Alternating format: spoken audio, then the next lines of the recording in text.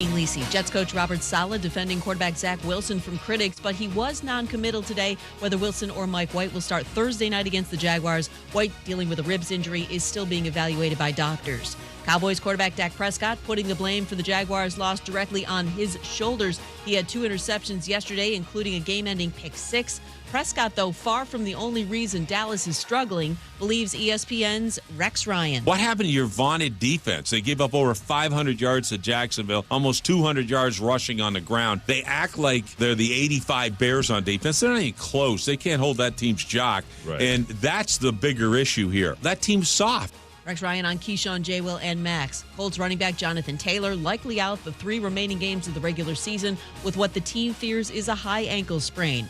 A chance at NHL history tonight for Alexander Ovechkin when he and the Capitals host the Red Wings. He is 1 goal away from 801 in his career, which would tie Hall of Famer Gordie Howe for second most all-time. Coverage at 7 Eastern on ESPN+.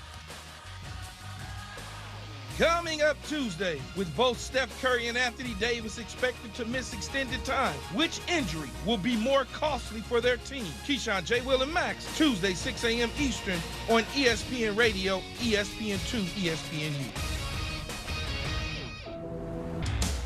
It is the Sportsocracy on ESPN Asheville, 92.9 FM, 880 AM, and 1400. The Sportsocracy heard everywhere on the iHeartRadio app. I'm Tank Spencer. He's Jeremy Greene, and we appreciate everybody for joining us for this final week of the program of the year for 2022. Yes, obviously we will. We're not going. They are going to have to smoke us out. Absolutely. Cockroaches, Twinkies, and us. Yeah, that's all that will survive. Absolutely. This will be our final week of broadcasting live here in the Ingles studio for the 2022 year. We will obviously bring you all of the favorites here over the next week. Plus, we are going to name the number 1 Christmas movie of all time. The Merry Madness bracket has been seeded. We have the Santa region and the Mrs. Claus region. And we will name, at the end of this week, the best Christmas movie of all time. Yes, indeed. We will unveil the bracket and the seeding for you coming up in the 4 o'clock hour. This Jeremy's got some nice little graphics to go along with this. So if you have delayed for whatever reason to join us on the YouTubes, you need to do that for the 4 o'clock hour, as we will be unveiling the Merry Madness all-time greatest Christmas movies bracket. That's not the only thing we're unveiling. That's right. We have to whittle down, or it's already been whittled down. It's whittled. She's been whittled, Paul. She's been whittled. And we will be releasing the 16 finalists for the battle for the belt. The only person that knows who made it is me. Yes. I have the list in front of me. I was asked, do you want to know before we go on the air whether or not you made the finals, Tank? And I said, no, I want this all to be a surprise to all of us. So we are going to unveil the 16 finalists for the battle for the belt. Of course, the winner going to get the prize pack as well as the belt. The 13th place finisher beat the 19th or 20th place finisher by 14 points. Yikes. It was super close. It was all close. It all came down to the wire, and I did myself no favors this week because for some reason I must have been drunk, or I don't know, setting my lineup on Sunday, because somehow I played Zamir White in my DFS lineup. That was not a great call. I guess my brain read Z Knight going for Zonovan Knight and for the Jets instead of Zamir White for the Las Vegas Raiders. It's okay. That only cost you a couple points. Oh, yeah. Well, that's true. Zonovan Knight did not do much in your game. Adam Black has asked us in the YouTube comments when we will unveil that. And it's time for the opening drive, and that feels like a perfect way to do it. Absolutely. And the opening drive is brought to you by Fred Anderson Nissan of Asheville. Go to 629 Brevard Road. Check out the showroom, all the lovely vehicles that they have available. And whether you're in the market for a new car or one of their certified pre-owns, you can use our name. Just say, hey, the guys from the Sportsocracy sent us, and they'll give you $250 on top of whatever your trade-in is worth. It's a special incentive just for our listeners. I am currently in a fully loaded 2023 SL Rogue that is just really sweet. Is it? I thought it was a Murano. Or Murano, sorry. Yeah. Wrong car name. Yes. A Murano that is just really sweet. It has is. every bell, every whistle, and it's really, really fast. Uh-huh. Okay. Really? Yeah, I didn't know that. Until I was driving down the interstate and looked down and went, oh, well, we were going with the flow of traffic, and she's got a little giddy up to her. Well, it is the Christmas rush season, so you can get caught up doing a little over the speed limit, but for Jeremy to get caught going over the speed limit, I feel like that's rare. That's a rare. rare day. That's rare because he drives like my grandma. You know, it's not a rare day. She's dead. It's not a rare day. Jeremy winning things in fantasy football. That is very true. Because we have our first 4 finalists. These are your top 4 seeds in the finals round for the Battle of the Belt. Number 1, by a lot, 6 Tennessee. 6 Tennessee. Outscored the field by 35 points. Yikes. Formidable challenger there.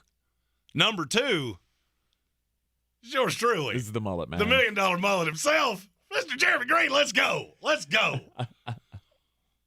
Punched his ticket with a win overall last week, and I'm guessing 6 Tennessee won this week. No. The winner this week was our number 4 contestant, which is Slimmy Pochunks. Oh. I don't know who that is, so if you are that person, feel free to tell me your name, because I will be calling out as many names as humanly possible. And then our number 3, our Washington friend, Mr. Jonathan Welch. Nice. Those are our first 4 entrants into the Battle of the Belt finals. Indeed. All right, so we will be releasing these bit 4 by bit, 4 at a time over the next 3 hours of the program, and I'm on edge. I'm on edge because I know I'm close. I know because I went into this week as the 11th place person, and I finished 15th this week. And so while you would think maybe I can make the cut line, it's going to be close. Well, I can tell you it was very close. Very, very close. Very, very. You will not know until the last unveiling. Let me put it to you that way. I knew that was going to come. So stick with us here as we unveil all of the 16 finalists for the Battle for the Belt. We appreciate everybody joining in with us. We were able to make a sizable donation to Eblin Charity's St. Nicholas Project on behalf of all of the Battle for the Belt participants. And it's a great cause to support. And, you can still support them year in and year out, all year round. Now, here's something that it would be hard to support today. How about the Cowboys? Oh, the Dallas Cowboys losing to the Jacksonville Jaguars. Somebody called that. Yeah, wonder who that guy could have been. Uh-huh. That was as predictable as anything I think I've ever seen in my life. That vaunted Dallas Cowboy defense gonna lead us to a Super Bowl. Let the good times roll. This is Jimmy Johnson Part 2. Yeah, what was it? They led 27-10 at one point and then blew the lead, and Dak Prescott throws the interception in overtime as Rashawn Jenkins takes it back to the house for the win for the Jacksonville Jaguars, who now, with the way the Tennessee Titans have been looking, they might win that division. It's becoming more competitive, let's put it that way. I don't think they're going to win the division. It's going to be closer than you wanted it to be. They are now worth talking about in the playoff discussion because you have teams like my New York Jets that we don't want to make the playoffs. We are bound and determined we are not going to make the playoffs. And how did that go for you? Just curious. Learn how to manage the clock. Hey, Robert Salah, you see this? That's timeout. You make that signal, and the clock stops. It's a novel concept. Maybe you should learn it because that's the third time you've done that this year. Thanks. Yeah. My team had a 17-3 lead on the Cincinnati Bengals, and then reality set in, and they went, oh, wait, we're much better than you guys. And then you were unveiled for the boo-boo water that you are. 100%. 34-23, Bengals beat the Tampa Bay Buccaneers on the road. We had the Chiefs and the Texans went to overtime. Okay, so and had the Dallas Cowboys not lost to the Jacksonville Jaguars in the fashion that they lost to, I thought this was gonna, there was a possibility that we could be talking about, what about this Houston Texans team? Well, what about them? I don't know. I mean, what about them? Everybody flipped out that they played the Dallas Cowboys so close last week, and then they end up taking the Chiefs to overtime. Oh, in what is quite possibly the most dumbfounding game I think I've ever seen. It was very obvious if you watched any of this who the better team was. It just seemed like, why is Houston sticking around? Pat Mahomes had 5 passes hit the ground the entire day. Mm-hmm. And it didn't matter. They played heads up with the Houston Texans because the NFL is hammered. Hammered. That they are. That defense, there's something about that defense, though. I mean, they were bringing it against the Kansas City Chiefs. They hit hard. They also gave up 500 yards. I get it. But that's one of the things that I like about your team is the fact that you bring the lumber every time. Yeah, except on punt returns. Except on punt returns. Yeah, we did. Yeah. 3 of those have been returned for touchdowns this year. 2 of them by the New York Jets. And then let's see. We're gonna get to, we'll get to every game at some point, but I feel like we have to in this first segment talk about the dumbest play I think I've ever seen in the history of football, and it was the New England Patriots with a tie ball game, giving the ball away to Chandler Jones. I have never in my life seen a defensive player go, am I having an out-of-body experience right now? Like, what is happening? Yeah. The ball is coming right for me, and the only person separating me in the end zone is McCorkle Jones. I don't think so. No. I do not believe so. No, Chandler Jones with the Derrick Henry-like stiff arm on Mac Jones as he intercepts the I relay. can't explain like, it. I cannot explain it.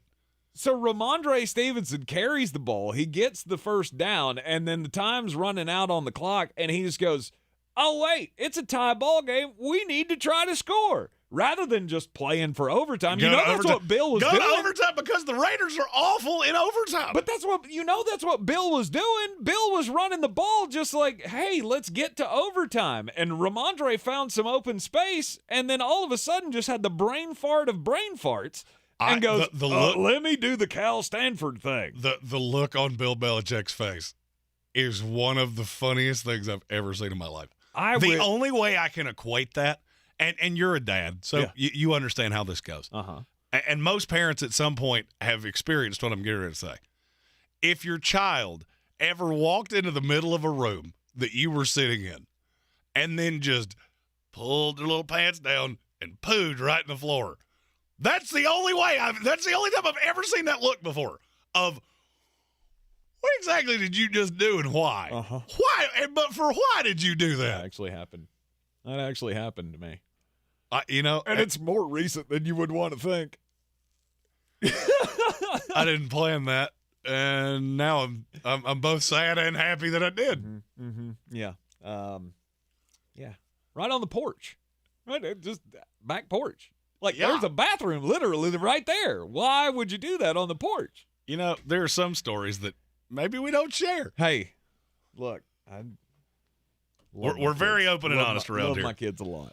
Love my kids a lot, but there are times where I go full Bill Belichick. Like, what were you thinking? Like, what was the thought process here? Walk me through this. Right.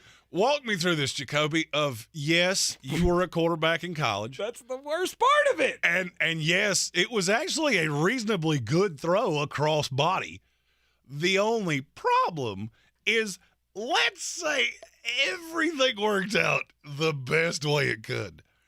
You do understand that the recipient of that there pass was one McCorkle Jones. Uh-huh. And Chandler Jones could have spit on his shoes from where he was standing.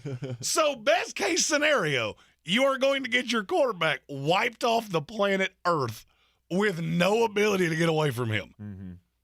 That was the worst part of it all to me, was Jacoby Myers was a quarterback at NC State.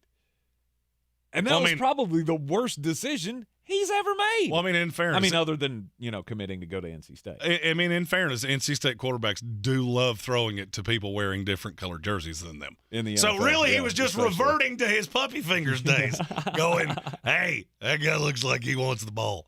I'll give it 5 seconds before he's down here. No doubt. I did it on purpose. Wolfpacker sports freak Brian Hall. He's going to come knocking on the door here in just a second with all the Wolfpack slander that's going on. No doubt. But there is no way. I just feel like that is the dumbest thing I've ever seen. And who was it? Jekyll was his name? Jekyll 90. Jekyll 90 in the YouTube comments was the first one in the comments today. It said, did Jacoby Myers take Mark Sanchez's worst play in the NFL this weekend? The butt fumble was the top play for a while, but this may actually be the worst play. And I think he did. Because at least, to me, accidents happen, right? Like, butt fumble, you turn with the ball a little too soon, and you hit the tail end of your guard or the center or whoever it was, and you fumble. Accidents happen. Ask Josh Allen. And then the New England Patriots, in again what was a tie ball game, just went, screw it, we don't want to win. I think there should be an investigation. Jacoby Myers had money on the Las Vegas Raiders. There is really no way to explain that. None. And from here on out, New England Patriot fans, heed my warning. I don't ever want to hear the term butt fumble again. You had your fun, and now I have one for you. I'm in a much better mood today than you would have thought. You are in the Sportsocracy here on ESPN Asheville. We'll have more reactions from Week 15 coming up next. The Ingles Giving Tree, benefiting Manna Food Bank, will be on display at Asheville outlets as a reminder of the needs of so many families in western North Carolina. Drop off non-perishable items in the donation barrels at all Ingles locations. Donate online or at the Ingles Giving Tree at Asheville outlets so Manna Food Bank can reach everyone who needs help. Nothing can hold back the holiday spirit of giving in western North Carolina. Please help Ingles Markets, iHeartRadio, WLOS, and the Asheville Citizen-Times ensure Manna Food Bank can fill thousands of empty plates this season. Everyone's heard about the housing market and this being the best time to sell a house in years. But the same thing applies to cars. Whether you're looking to buy a car, trade in, or sell that car in the driveway collecting dust, Fred Anderson Nissan of Asheville wants to buy your car. They have 2 on-site managers that work with Kelly Blue Book to give you top dollar for your vehicle. You can even have your car appraised instantly at AndersonNissan.com. Stop in and visit them today at 629 Brevard Road in Asheville or call them at 828-365-1663. If cleanliness is next to godliness, look around the car right now. Is that very godly? Look, life comes at you fast, but so does WBNC Auto Detailing. They have the tools to make your interior look like it's coming off the showroom floor. You don't believe me? Check them out on Instagram. All that filth and years of stains disappear. WBNC Auto Detailing does full interior and exterior details with paint correction, and they do wax and ceramic coatings. Call WBNC Auto Detailing at 455-3700. Premium care with a Southern hospitality touch. I wanted to know why some people who get COVID-19 get it so bad. I found out it may be because they have a high risk factor, such as heart disease, diabetes, being overweight, smoking, and asthma. Even if symptoms feel mild, these factors can increase your risk of COVID-19 turning severe. So if you're at high risk and test positive, there are things you can do, like asking your healthcare provider if an authorized oral treatment is right for you.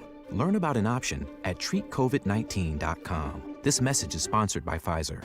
Holiday shopping is exhausting. I hit like 30 stores already. You? I went to Verizon. Oh, and? And that's it. Seriously? Seriously. I got the new iPhone 14 Pro on Verizon in stock now. Plus more Apple gifts like Apple Watch SE, iPad, and Beats Fit Pro. Also on Verizon. A value of up to $1,900. Seriously? Seriously. The iPhone 14 Pro is perfect for my daughter. Its new Pro camera system takes amazing pictures, even in low light. She's gonna love it. So who gets the Apple gifts? Oh, the Apple gifts? I'm keeping those for myself. Kinda like a finder's fee? More like a holiday miracle. Seriously.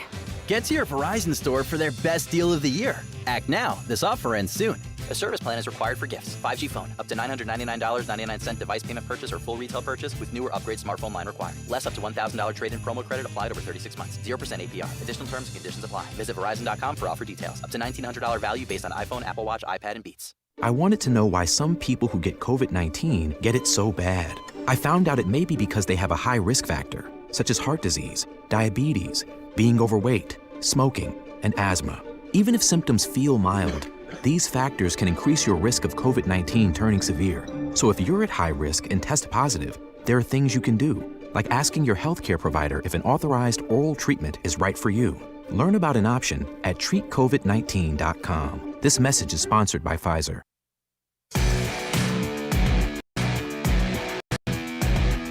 The Sportsocracy. These guys are a f***ing disgrace. It's ESPN Asheville, another Overreaction Monday here in the Sportsocracy. You can get us on all the social medias at the Sportsocracy. And don't forget to join us on the YouTube stream, 4 o'clock. We're going to be unveiling the Merry Madness bracket, so you want to stick with us for that. As over the course of this week, we will be naming the number one greatest of all time Christmas movie. The pairings are set. Some of them will be really interesting. And you will be able to vote on those on our social media over the course of the week. Indeed. And again, we'll reveal the bracket for you coming up in the 4 o'clock hour of today. More about, what a crazy weekend of football it was in the NFL. And, we still have Monday Night Football. Monday Night Football! Coming up tonight, the Green Bay Packers and the Los Angeles Rams. Jeremy will have his picks of the night for you coming up at the end of the program. We have one player that will not be playing for the Green Bay Packers tonight or ever again, and his name is Mr. Sammy Watkins, because he has been outright released. Mm-hmm. And who's shocked? Sammy Watkins is the Bigfoot of the NFL. People keep believing in him, and when you say it out loud, people think you are a wackadoodle. At least he has been seen 3 or 4 times. Barely grainy, years. really grainy footage. Never seen it in HD. Right. But you had the Texans playing heads up with the Kansas City Chiefs. You had the Raiders beat the Patriots on the dumbest play in the history of football. You had quite the battle between the Tennessee Titans and the Los Angeles Chargers. That wasn't the point barrage we thought it would be, was it? No, it really wasn't. But it did show you something. The Los Angeles Chargers, they're not world beaters, and they're not going to win a Super Bowl yet. But winning a game like that is proof that things are growing, right? And here's another takeaway. The Tennessee Titans are going to have to go to Jacksonville and beat the Jaguars to get into the playoffs. Mm-hmm. That's the thing. You've lost 4 games in a row, and you have brought the Jacksonville Jaguars back from the dead. And you can thank the Dallas Cowboys for that. Yes. Jaguars beat the Cowboys. The Saints stayed alive in the playoff hunt. Can we just excommunicate your division? Carolina Panthers, what are you doing? With a win over the Atlanta Falcons, the Saints kept their playoff hopes alive, and now that division goes Tampa at 6-8. And everybody else is 5-9. And everybody else is 5-8. 5-9. 5-9, excuse me. There are 4 7-win teams in the NFC East. Do you know how many 7-win teams there are in the rest of the NFC? It's 4. That's it. Oh, the NFC is awful. Just horrible. And we saw the weekend kick off with one of the greatest blunders we've ever seen. Well, since Matt Ryan and the Atlanta Falcons blew the 28-3 lead in the Super Bowl to Tom Brady and the New England Patriots, the Indianapolis Colts had a 33-0 lead at halftime on the Minnesota Vikings. And the Vikings come back to win 39-36 in overtime. I watched it, and I'm still not sure I believe what I saw. Jeff Saturday may be the worst coach in NFL history. That's as bad as I thought it would be, and then some. To allow a team that was as listless, dead as humanly possible. And the bad thing is, I saw it coming really early. Mm-hmm. As soon as they scored coming out of halftime, I went, this is not as over as people want it to be. And then it wasn't over at all. Oh. The Vikings were able to tie it up at 36-all right before the end of the fourth quarter. And then the field goal wins it in overtime. Vikings pull the biggest comeback victory in the history of the game. And unfortunately, if you don't get the NFL Network, you missed all of it. Who doesn't get the NFL Network? I Heart Asheville. Excuse me. We don't have the NFL Network on the TVs here at the station. I was like, so I was working the UNC Asheville basketball game, and I can't watch the game. Like, I'm watching the ticker. I'm watching the game cast on ESPN, going, "Oh, this is not good." Oh, I always forget that. Yeah. You know you can watch it on your computer, right? Yeah, you have to have like a sign-in for all that. No, it's like $1. I don't have one of those. It's like $1 US. That's to get the NFL Network. Frankly, you could have logged it in on my computer and just watched it. Well, I wish you'd have told me that. I didn't think I had to. Well, I didn't know. I didn't know you had that on your computer, or I would have watched it. And then you had the Browns beat the Ravens. I'm convinced that there are only a handful of teams that actually want to make the playoffs in the AFC. Between the Baltimore Ravens, the New York Jets, the Miami Dolphins, Tennessee Titans, all of you seem to just be let's let the Browns back in it. Let's let the Raiders back in it. Let's let the Jacksonville Jaguars back in it. Mm-hmm. And I'm not going to be shocked if Jacksonville makes it. And this is going to sound insane. I won't be shocked if the Cleveland Browns make it. I will not be shocked. Okay. I've looked at the schedules. Every one of these teams, it's daunting. I mean, Miami gets Green Bay, so that's a nice little layup win. Then you have to beat New England in New England and the Jets, who I don't even want to talk about. Well, if they start Zach Wilson, you got to feel pretty good about that. Zach Wilson was not the problem yesterday. There was a big problem, and trust me, we're going to talk about it a little bit. It was not Zach Wilson. It was not Zach Wilson. It is a Overreaction Monday here in Sportsocracy. It's time to get just a bit outside. Boy, you must be outside your mind. The Sportsocracy. Just a bit outside. He tried the corner and missed.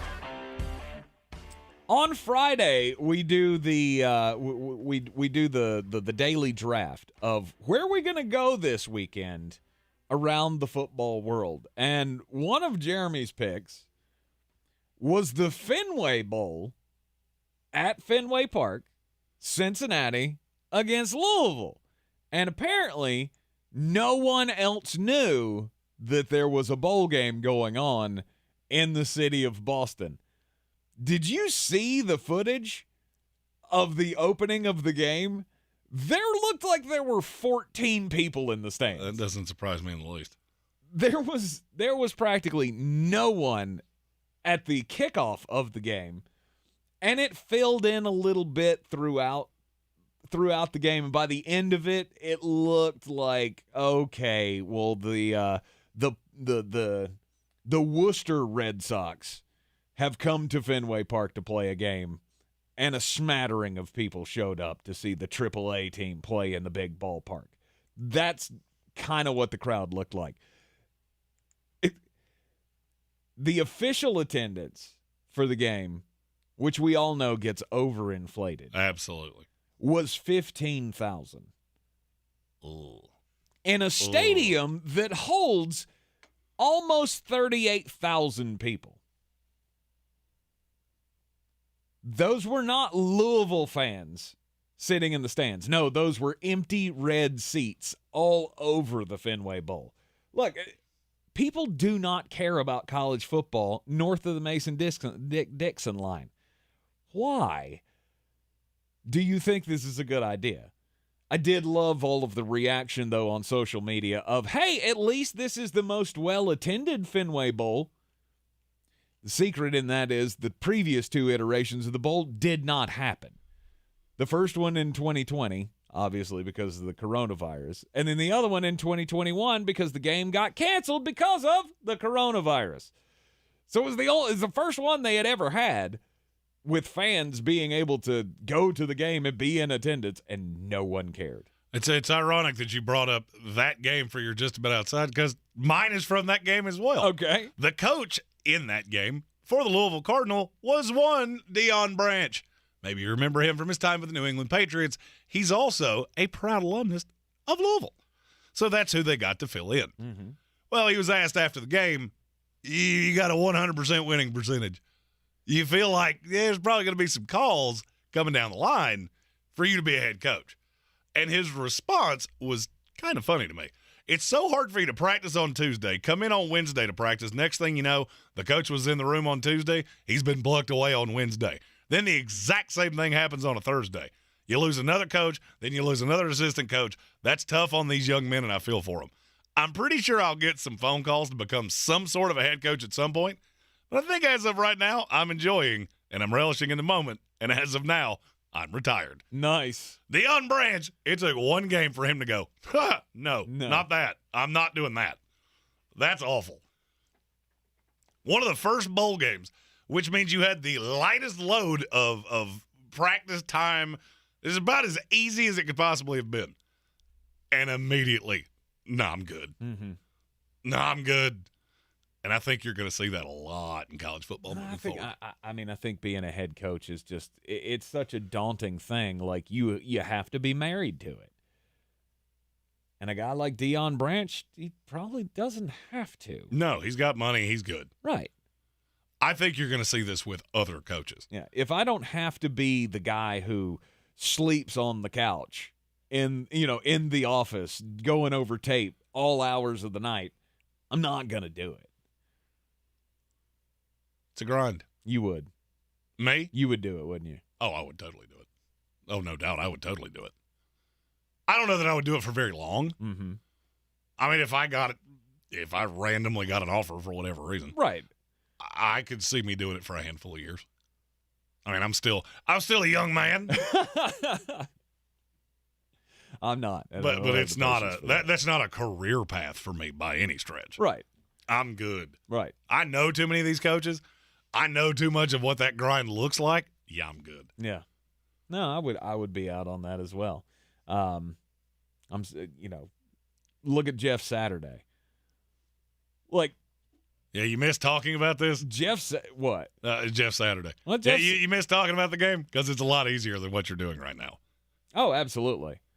Jeff Saturday got the call for the head coach, the interim head coaching job with the Indianapolis COlts, and it started well. I feel like there's one of those memes coming. How it started versus and how it's going. Because blowing the biggest lead in the history of the NFL, like I said on our Fantasy Game Time Decision show on Sunday, Jeff, buddy, you may want that job, but you don't deserve that job. No. And nobody's going to give you that job. Although, Jim Irsay is a crazy person.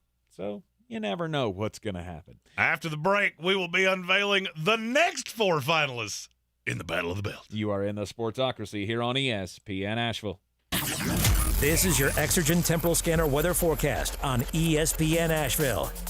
Blast of cold air is going to arrive later in the week, starting on Friday and continuing, heading towards Christmas during the upcoming weekend. Tonight, an increase in cloud cover. The low should drop down to 28. A cloudy Tuesday tomorrow, so the high heads up to 41. And dry Wednesday with sunshine and a high in the mid-40s. It's going to be a wet Thursday ahead of the front with showers and a high in the mid-40s. Transition to snow should take place into Friday morning. The high temperature on Friday in the mid-30s and even colder for Christmas Eve. I'm Jeff Marr from the Weather Channel. This report is sponsored by First Restoration Services of Asheville. First Restoration Services has been responding 24/7 to property damage from water, fire, and storm damage since 1987. If you have a disaster on your property, there's only one company to call first. First Restoration Services of Asheville, 684-1582.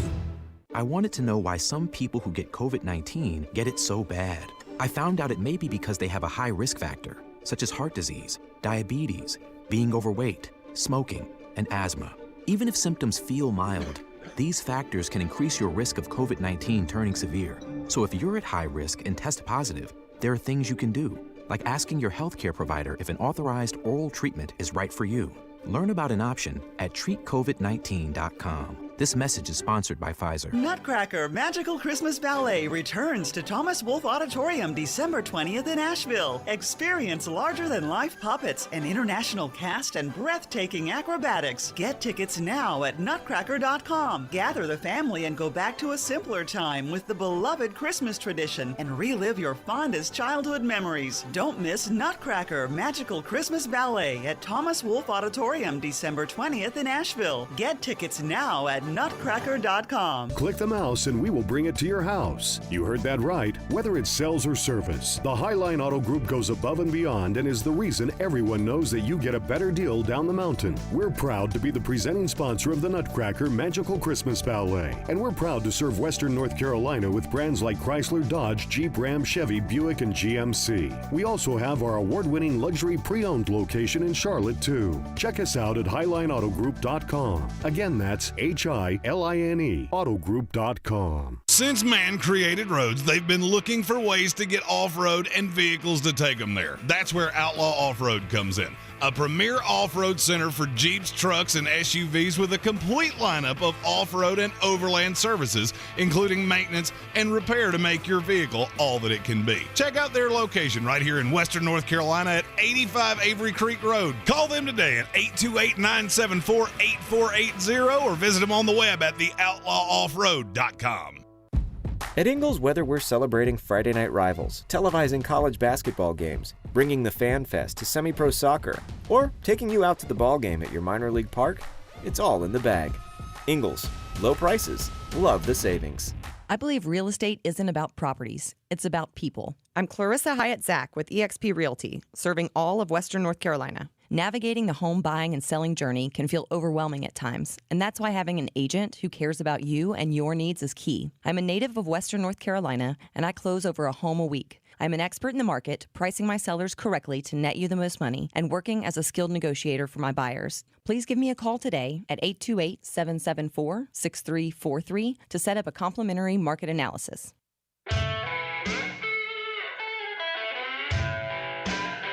The Sportsocracy. Pull up your pants, take off the bra, and be a man. It's ESPN Asheville. You're in the Sportsocracy.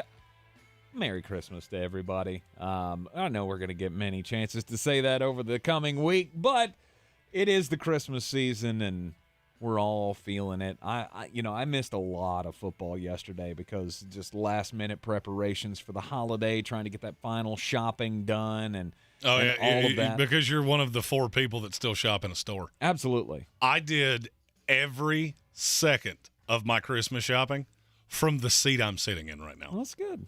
That's good. I enjoy – okay. I need to rephrase. I was about to say, used to enjoy there you go. Going out and being amongst the masses, shopping in the mall and trying to, to get those last-minute gifts and all of that. I mean, I always enjoyed that part. And it's a ghost town now. Mm-hmm. It's an absolute ghost. Me and my wife went to the mall last night. They closed at 7 o'clock. Yeah. The Asheville Mall closed at 7 p.m. last night. Did they walk by individually and go, you can do this online, right? No, they did not. But I don't like shopping online. I'd rather go to the store and see the thing and go, that's what I want. Oh, yeah, because it's a lot more fun to get dressed and go deal with people. And I mean, just shopping in your underwear, who would want to do that? I mean, I didn't do that sitting right here. There's other people. I would hope not. It wouldn't bother me any. I feel like it bothers other people a lot.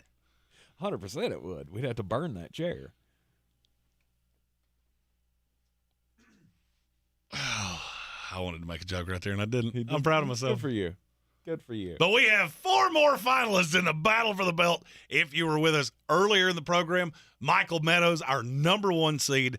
I am the 2 seed. Jonathan Welch is the 3. Slimy Pochunks is your 4. I do not know his name. I'm hoping to find that out before the end of the day. We have 4 more finalists. This is 5 through 8. 5 is our Canadian friend, David Smith of Armchair Commentary. Congratulations. Number 6, Baltimore Raven fan Stephen Tao. Wow, 6. That's a good one. Number 7, our buddy from the Dude Takes podcast, Zach Sawyer. And our 8th seed, EMB3 WCU, which I'm 99% sure is Eric Bradley. We're halfway home, folks. All right, there's 4 more finalists. We now have 8 revealed for the final 16 in the battle for the belt DFS weekly contest. We will be doing this again next year if you missed out, and we have got so much more to plan next year. We're adding more layers to this. Yes. It's all for charity. It's all for fun. But somebody is going to walk away with the sweet belt that has basically been my sidekick for the last 3 weeks. Uh-huh. I don't want to give that up. I know it's not going to be me. When we started this contest, I set out the goal for me. I will have a win. I can chalk it up as a win if I can just make the finals. And here's the thing. If you weren't here at the beginning of the program, Tank doesn't know if he made the finals or not. I do not. The only one that has the standings is me. And I will not. He has already told me I will not be finding out if I made the final 16 until the last batch of 4 finalists. That's how close I was. Oh, yeah, you're not in the next 4. I can tell you that much. I am not in the next 4. I am on the last installment of this. So we're building all of the drama to the final reveal, which will be coming up next hour. The next 4 will be at 4 o'clock, and the final 4 will be at 4:30. Okay. Also in the 4 o'clock hour, you want to stick with us because we'll be unveiling the Merry Madness bracket all this week. We're going to be whittling down to the number 1 greatest of all time Christmas movie. Much like we did with the overrated bands bracket back in the summer, we will be, or was that last summer? That was last summer. That was last summer. Wow. Man, time flies. Yeah. Somebody looked at me I think it was when we were hanging out with Chief Zach over the weekend, and he was like, can you believe, like, in 1 more week, it's going to be the end of the year? Like, this year has just flown by. It has done that. And the older I get, the faster they go.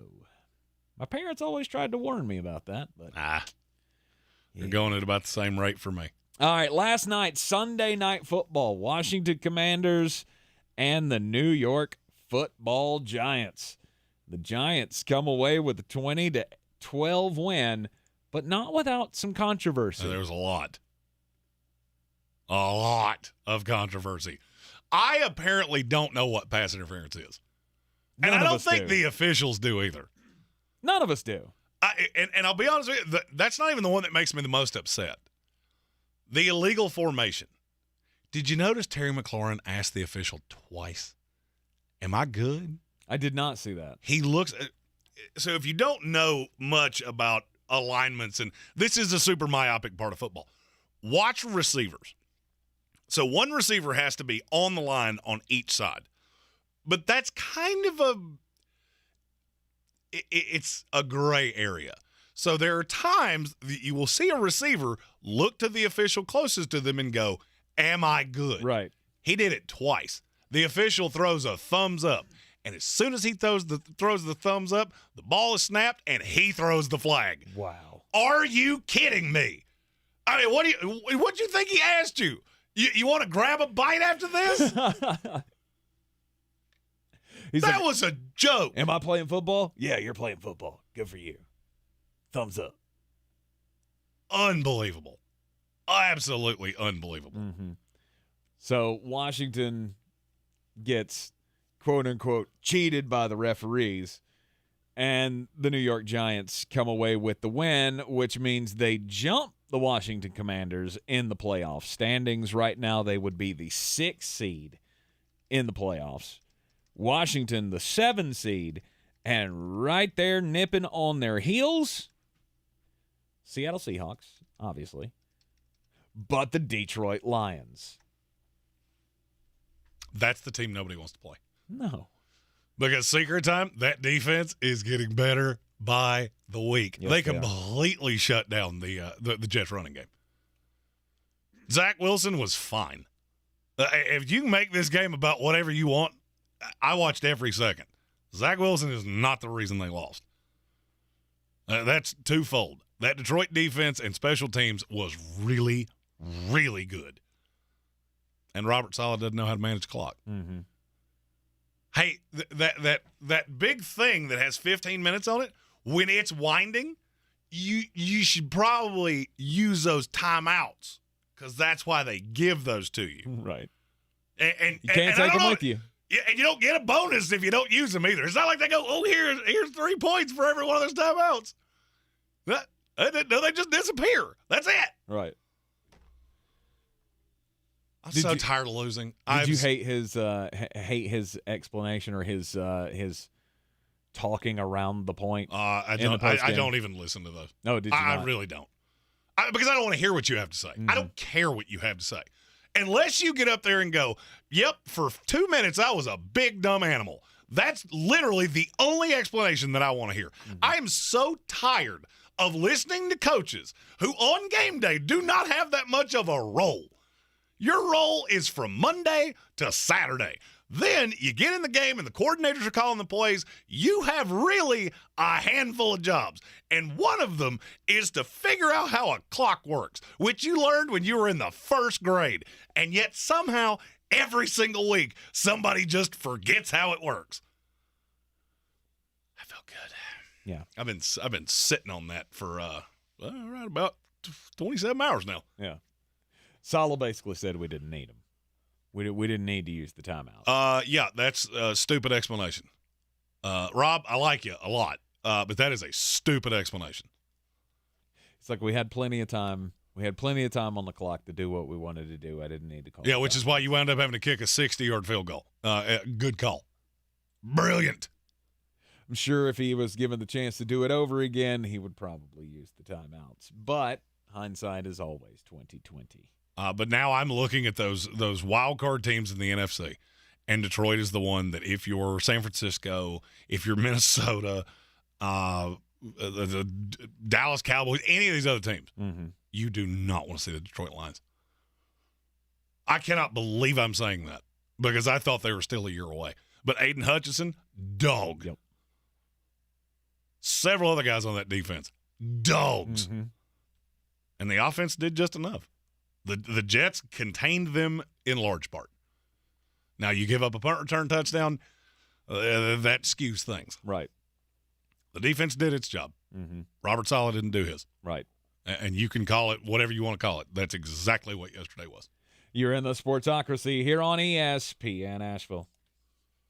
When I finally drove the old car into the grave, I knew there was only one place I was going to go. Fred Anderson Nissan of Asheville, home of the family plan. And yes, they treat you like family. I went in, told them what I was looking for, told them my budget, and in no time, I was signing the paperwork on my certified pre-owned vehicle. They have the area's largest selection on quality pre-owned vehicles and certified Nissans. They go through a 167-point inspection, so you know it's not going to let you down. They gave me the Carfax report, so I know the history of my vehicle. And the Fred Anderson family plan gives me things like oil changes and car washes and loaner cars if I have to have major work done on the car in the future. For me, buying a car has always been an intimidating thought. But the folks at Fred Anderson Nissan of Asheville made it super easy. Don't be like me. Don't wait till the last minute to get a deal done. Go to AndersonNissan.com or stop by the showroom at 629 Brevard Road. And don't forget to mention we sent you from the Sportsocracy and get a $250 bonus on your trade-in at Fred Anderson Nissan of Asheville. And now a message from Puffs Plus Lotion Tissues. Ordinary tissues can leave you with a red nose, so choose Puffs Plus Lotion for all of your blows.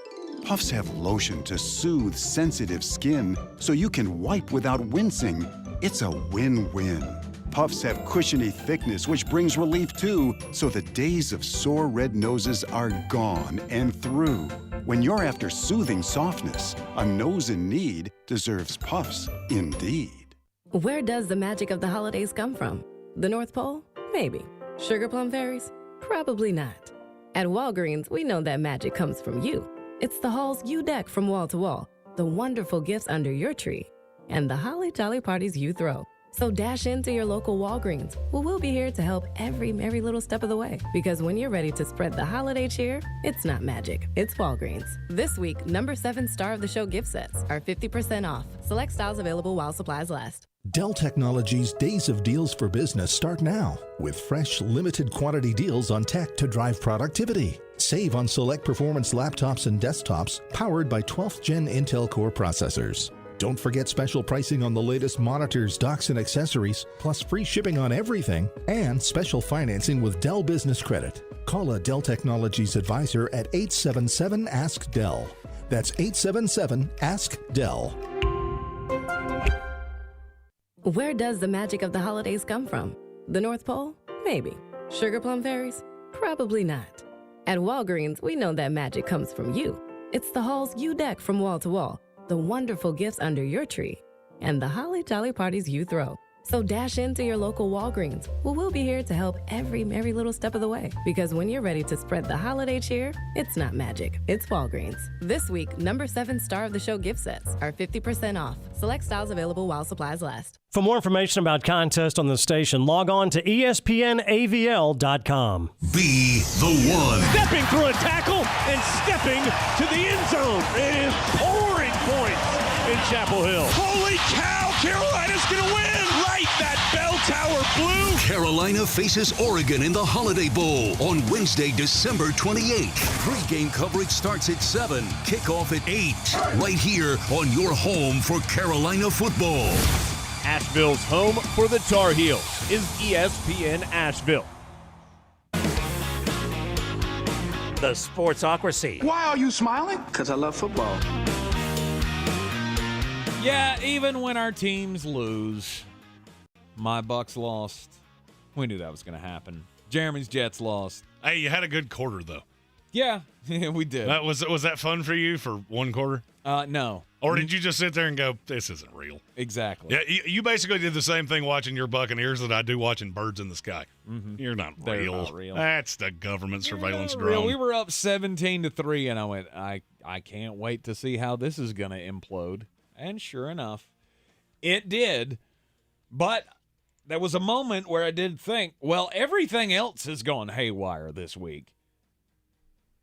Because the Philadelphia Eagles, I mean, granted, you never thought they were going to lose to the Chicago Bears. They had that game well in hand, but I think whoever said it in the comments was right. That's probably the worst playoff performance from a running back we've ever seen that wasn't due to injury. Miles Sanders only had 11 carries, and none of them were in the first quarter. Miles Sanders. That's on Nick Sirianni. Did not touch the ball much in this game. It's on Nick Sirianni. I mean, I'm going to be honest with you. He's not a good coach. Mm-hmm. I've thought this for quite some time, and that's one of the things that holds me back on Philadelphia. He's a meathead. This is the same guy that was looking at the crowd in Indianapolis going, that was for Frank! It has nothing to do with you. Move on, you 12-year-old. I watched that entire game yesterday going, you're going to get them beat in the playoffs. Mm-hmm. You mark my words that I said this. The Philadelphia Eagles will not be the representative for the NFC in the Super Bowl, and it will all be at the feet of Nick Sirianni. Just remember I said it. Yep. And I have developed you always say you love theories that I have come up with. I do. I have a theory on Justin Fields, and I'm going to dub this the fat guy theory. Okay. My sports freak Brian Hall is down the hall here. All right. This is a guy that runs marathons. Body fat's really low. If somebody walks up to him and says, "You're fat," he'd just laugh at him and walk away. Now, Tank and I, before PhD weight loss, we would have been a little upset. And you know why? Because we were fat. Mm-hmm. I've come to realize that the issue that Chicago Bear fans have, because they have been inundating me all weekend long with, "You're stupid. How many completions did Justin Fields have?" Well, first of all, he's 14. All right, he had a 39 QBR. And the reason you're doing this is because you know I'm right. Mm-hmm. You're watching Justin Fields, who, oh, by the way, he got hurt again. Weird. A quarterback that carries it 15 times, that weighs about $190. Maybe that guy should learn to get down. Maybe that's not really good for your long-term outlook. Right. He's not a good NFL quarterback.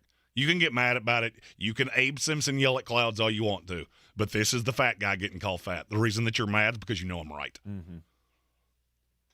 That's it. That's it. And that is my new response to that from here on out. So the Chicago Bears are terrible. They still were able to hang with the Philadelphia Eagles because Nick Sirianni's not a good coach. No. They gave up 300 yards to two guys. Mm-hmm. That's another part of this that's just mind-boggling to me. Do you know how many yards every receiver not named A.J. Brown or Devontae Smith had for the Philadelphia Eagles yesterday? If you do it combined. 27. You're too high. It's 14. Wow. 14 yards. This is not a well-coached team. And that is why games like this happen. You can dump truck bad teams. This is a difficult team to game plan for. I've never failed to cede that to Justin Fields. You're hard to game plan for. The problem is that you don't ever win. Mm-hmm. You have the loudest 3-11 fan base on the planet. And yet you gave the Eagles everything they could handle. That tells me a lot about both of you. Mm-hmm. Still, at the end of the day, the Philadelphia Eagles 13-1 on the season, and yeah, they'll march themselves right into the playoffs. Actually, already have. They've already clinched the division, or clinched a playoff spot. Excuse me. I guess the window's still kind of open for the division. A lot of help gonna have to be there for the Dallas Cowboys to knock the Eagles off that number one perch. Can they make a Super Bowl? Jeremy says no. You're in the Sportsocracy here on ESPN Asheville. Coming up after the Sports Center update, we will reveal the bracket for the Merry Madness Tournament, crowning the number one greatest of all time Christmas movie. This is your Exergen Temporal Scanner weather forecast on ESPN Asheville. Blast of cold air is going to arrive later in the week, starting on Friday and continuing, heading towards Christmas during the upcoming weekend. Tonight, an increase in cloud cover. The low should drop down to 28. A cloudy Tuesday tomorrow, so the high heads up to 41. And dry Wednesday with sunshine and a high in the mid-40s. It's going to be a wet Thursday ahead of the front with showers and a high in the mid-40s. Transition to snow should take place into Friday morning. A high temperature on Friday in the mid-30s and even colder for Christmas Eve. I'm Jeff Marr from the Weather Channel. This report is sponsored by First Restoration Services of Asheville. First Restoration Services has been responding 24/7 to property damage from water, fire, and storm damage since 1987. If you have a disaster on your property, there's only one company to call first. First Restoration Services of Asheville, 684-1582. I wanted to know why some people who get COVID-19 get it so bad. I found out it may be because they have a high risk factor, such as heart disease, diabetes, being overweight, smoking, and asthma. Even if symptoms feel mild, these factors can increase your risk of COVID-19 turning severe. So if you're at high risk and test positive, there are things you can do, like asking your healthcare provider if an authorized oral treatment is right for you. Learn about an option at treatcovid19.com. This message is sponsored by Pfizer. Mattress Warehouse, your warehouse full of solutions to every sleep problem this holiday season. For a limited time, save up to 50% store-wide. Get next-day delivery plus 0% interest financing. Only at Mattress Warehouse. From the Ingles Studios, this is ESPN Asheville, WPEK, W225CJ Fairview, WMXF Waynesville, and iHeart radio station. Is Sports Center. I'm Christine Lisi. Jets coach Robert Salah today defended embattled quarterback Zach Wilson, but he would not name the starter for Thursday night versus the Jags. Mike White, out yesterday with injured ribs, is still being evaluated by doctors. NBA, no LeBron James for the Lakers tonight against the Suns because of left ankle soreness. Meantime, LA center Anthony Davis expected to be sidelined for multiple weeks with a right foot injury, according to ESPN's Adrian Wojnarowski and Dave McMenamin. The Lakers should, though, be able to weather AD's absence, in the opinion of ESPN's Kendrick Perkins. In all honesty, I really think the Lakers are going to be okay, though. I think that they're going to be able to keep their head or stay afloat, around that 500 range until AD gets back. I really do. I think they're in a better position than the Warriors. Big perk on Keyshawn, J-Will, and Max. Golden State Steph Curry out a few weeks with a shoulder injury. TCU's Sonny Dykes named Associated Press Coach of the Year after leading the Horned Frogs to the college football playoff in his first season with the school. Coming up Tuesday, with both Steph Curry and Anthony Davis expected to miss extended time, which injury will be more costly for their team? Keyshawn, J. Will, and Max, Tuesday, 6 a.m. Eastern on ESPN Radio, ESPN2, ESPNU. He's a degenerate gambler. You are a smelly pirate hooker. And he's cheaper than oxygen. He's useless. But somehow, they make it work. Jeremy Greene, Tank Spencer. There's no holding back in the Sportsocracy, presented by Ingles Supermarkets and Fred Anderson Nissan of Asheville. It is ESPN Asheville, 92.9 FM, 880 AM, and 1400, an Overreaction Monday. We'll talk more football coming up throughout the next 2 hours of the program. Here's a wacky weekend in the NFL. We had just so much drama in each and every game, just about. But that's not why we're here for the 4 o'clock hour today, because the 4 o'clock hour today is all about our next journey with each other. Through this week, yes, where you'll be able to vote and work to get your movie to be named the official Beer City's best Christmas movie. That's right. It's the Merry Madness Tournament here in the Sportsocracy, crowning the greatest of all time Christmas movie.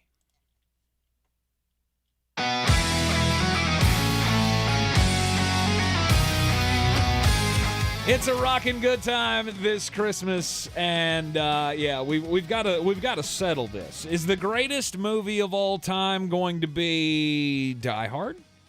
Is the greatest Christmas movie, and in my opinion, greatest Christmas movie of all time, has to be It's a Wonderful Life.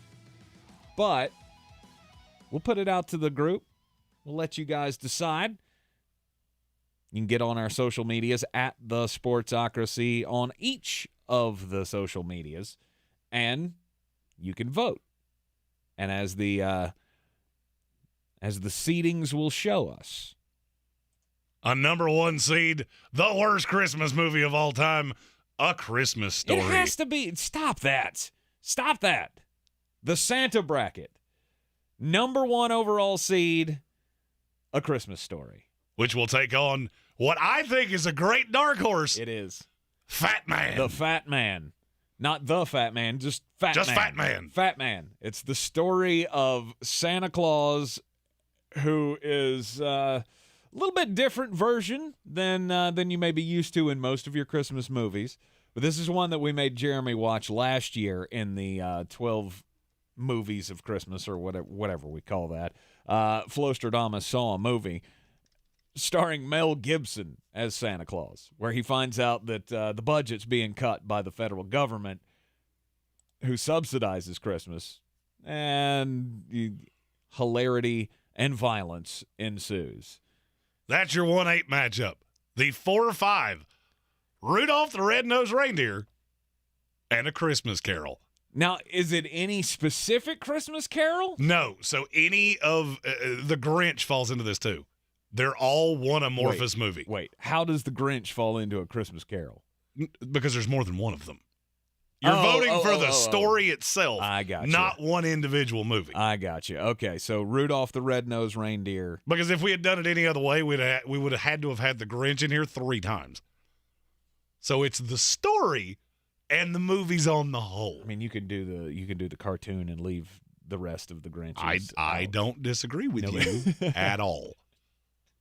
Rudolph the Red-Nosed Reindeer. It is a classic. I mean, I have to imagine this is the Rankin Bass claymation Rudolph the Red-Nosed Reindeer. Absolutely.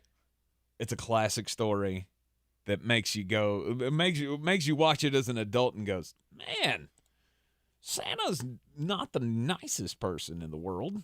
Correct. Making fun of a little kid or a little reindeer. Do they call them kids? They call baby goats kids. Do they call baby reindeers kids as well? Maybe. Maybe so. Maybe so. All right, Rudolph the Red-Nosed Reindeer against A Christmas Carol is the 4-5 matchup in the Santa bracket, or the top half of the Santa bracket. The 3-6 matchup, Home Alone versus the 6 Jingle All the Way. And this ain't even close. No, that might this should be a blowout. Yeah, that might be the bloodbath of the first round. Jingle All the Way is god-awful. Yeah, it's not great, but it got some support on the socials, so it could be a dark horse. This could be your this could be one that pulls an upset. I'm going to say I doubt it. And for those of you, I have to ask. I mean, see, for me, this is one of those that I saw it as a kid, and it was like, okay, it's an okay movie. And then I saw it as an adult and went, good Lord, why did I ever like this movie? It's probably the only Christmas movie I've ever done that with. Number 2 seed is Die Hard going up against the 7 seed, Batman Returns. I feel like you stacked the deck against your favorite Christmas movie here. I did in a way, but I also felt like Batman Returns did not get as much love as being a Christmas movie as I wanted it to. Mm-hmm. So it had to be pushed down. I do feel like Die Hard's going to beat it. But that means one of them will be in the second round. Yes, we'll move on to the next round. Now down for the bottom half of the Santa region.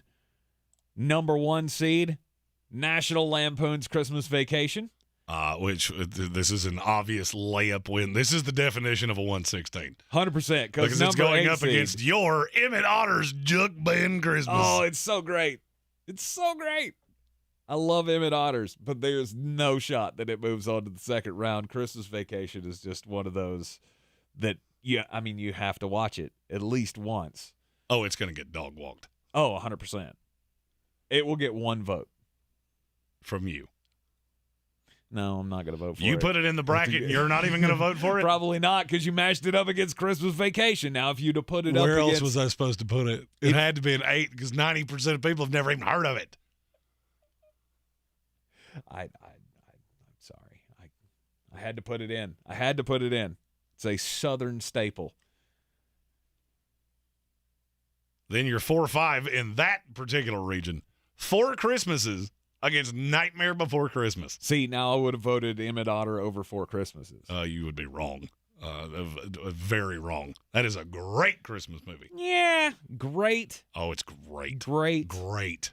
The funniest part of that movie was what? When Jon Favreau gets into the wrestling match with Vince Vaughn at the dad's house? That is pretty good. I think that's the best part of that movie. That is pretty good. Although Jon Favreau's wife in that movie. Yeah. Anyway, 4 Christmases is the 4 seed, and number 5 is the Nightmare Before Christmas. That should be the first upset of the bracket. I don't know that. 4 Christmases got a lot of love. And then the 3-6 matchup, Miracle on 34th Street as the 3 seed. This is, again, both versions, whichever you like, it doesn't matter. It's the story that counts here. So Miracle on 34th Street, either the old one or the new one. And that can work for you or against you. Because there are bad versions of these movies, too. The Jim Carrey Grinch is the one that I'm specifically leaning on. Yes. I was going to say, Miracle on 34th Street did not have a bad version. It just has the old one and the new one. And for me, the old one would be the bad version. it's the least of my favorites. I like the newer one the best, with the little girl from Mrs. Doubtfire in it. Going up against Love Actually. This is a staple for every female. I actually didn't know. I did not know season. that was a Christmas movie until we put this out. Really? I had no clue. You've never seen it then? No. What about my personality? It tells you I'm going to sit around and watch rom-coms. You are in a relationship with a female, and who I feel hates like them. Really? Hates them. Really? Oh yeah, the romantic comedy. No, she'd rather watch a football game or a Die Hard, which is one of many reasons that I love that woman. Yeah, I could see that. Love Actually, probably is one of the best rom-coms of the holiday season. Number 2 seed, Elf, going up against Edward Scissorhands. This should be a blowout. That should be a bloodbath. Without a doubt, that should be a bloodbath. I'm not sure that it will be, which is unsettling to me. Mm-hmm. I actually I saw Edward Scissorhands, but I remember virtually nothing about it. Okay. I remember Johnny Depp's character kind of freaked me out. Yeah, of course he did. Guys with scissors for hands, that'll scare any child. Yeah. Although you saw it as an adult. I did see it as an adult, and it just freaked me out. Like, he's way too pale. Go out in the sun, right, bruh. The sun's out. It's good for you. Mm-hmm. Get a little. I mean, you do get bonus points for that movie because, you had the king of horror in the film, but yeah, Johnny Depp, Winona Ryder. Sorry about your luck. You would not be moving on to the second round for me. And that brings us to the Mrs. Claus region. There's a Santa region. There's a Mrs. Claus region. I do not have any of the seatings over here because my computer has crapped out. So you're going to have to. Of course you have. You're gonna the lead one seed in the top half of the bracket, How the Grinch Stole Christmas, against the 8 seed, Deck the Halls. That should be a bloodletting. Yes, because I would even vote for the Jim Carrey one over Deck the Halls, and I hate the Jim Carrey version. It's a pretty horrid movie. It's a pretty horrid movie. Mm-hmm. But of course, we will ignore that and just focus on the cartoon here. But you do have a good 4-5 matchup in this one. Frosty the Snowman versus Office Christmas Party. I still have not seen good. Office You Christmas need Party. to. It is so good. It is hilarious. I finally watched Bad Moms Christmas the other day, and that was pretty good. It is pretty good. It was one of the first movies left out of this year bracket. So the Grinch versus Deck the Halls in the 1-8 matchup, 4-5 matchup. Frosty the Snowman against the Office Christmas Party with Jason Bateman. So good. The 3-6 matchup, A Christmas Carol. This is another one. You had Christmas Carol in the last bracket. Did I? So which one is this one? I may have messed that You up. may have messed that I may one have up. messed that up.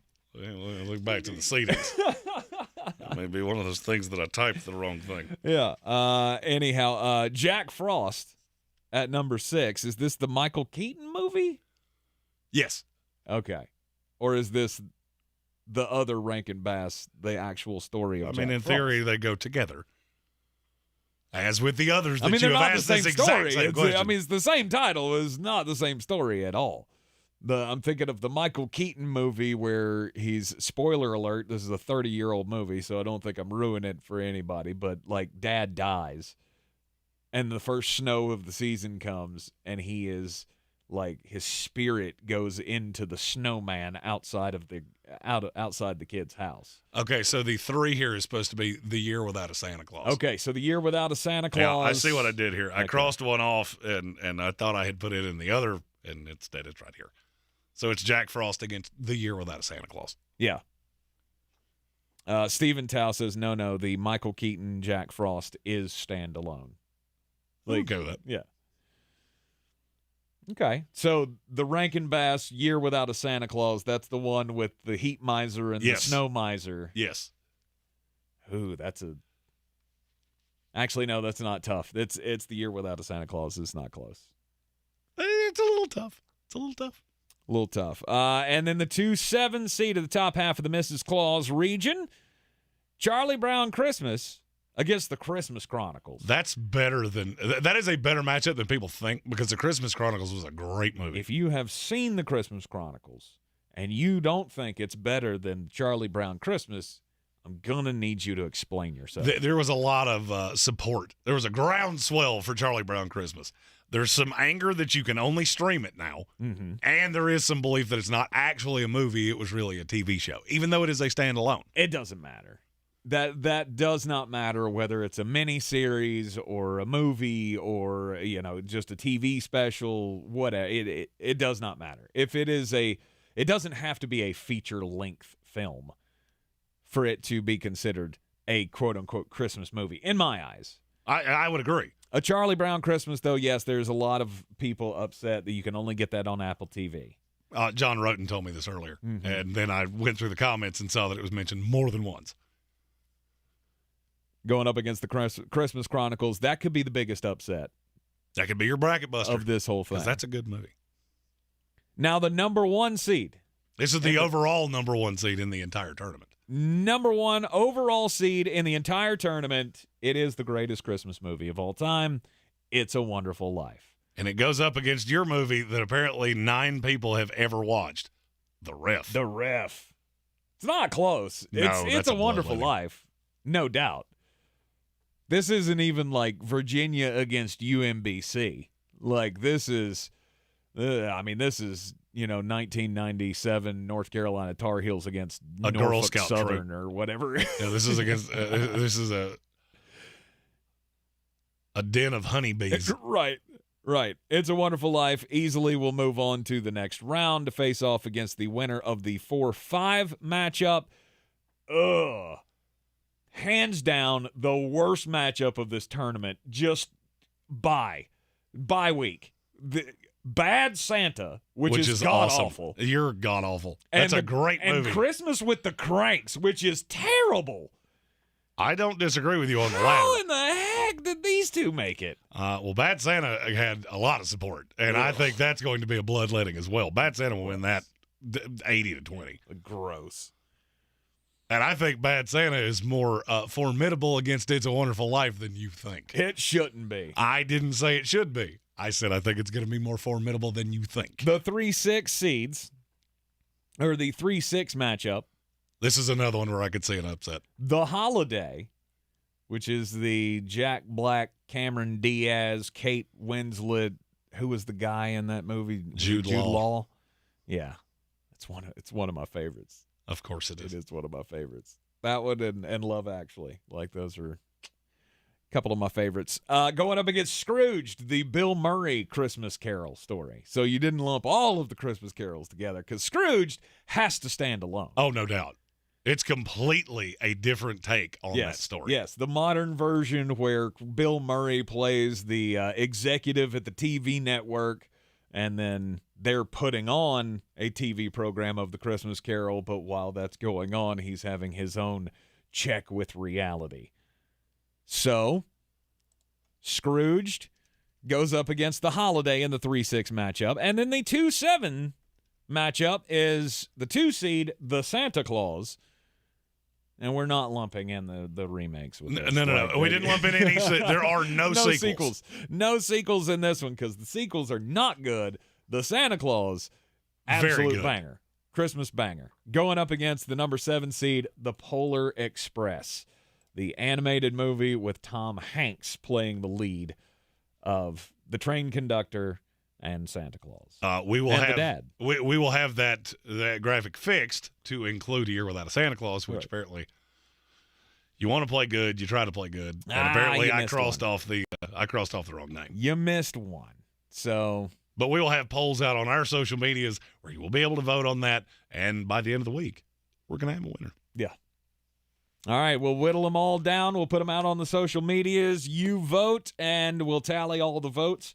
Tomorrow we will unveil the Sweet 16 of the Merry Madness Greatest of All Time Christmas Movie Tournament right here on ESPN Asheville.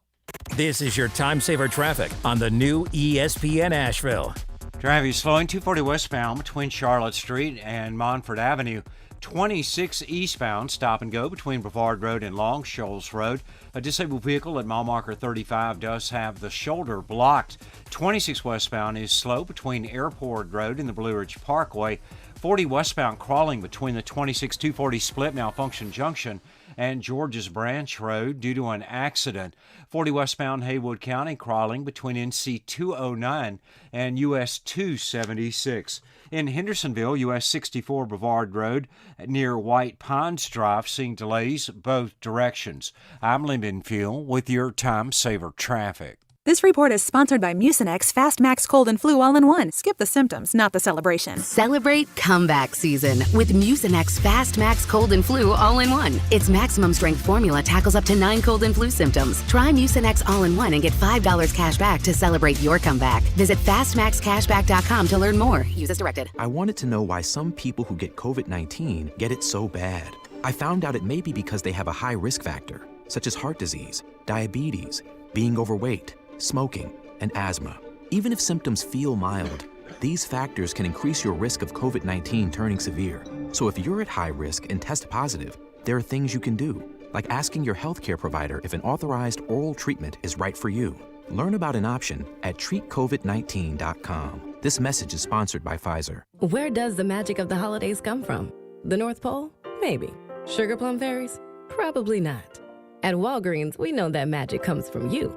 It's the halls you deck from wall to wall, the wonderful gifts under your tree, and the holly jolly parties you throw.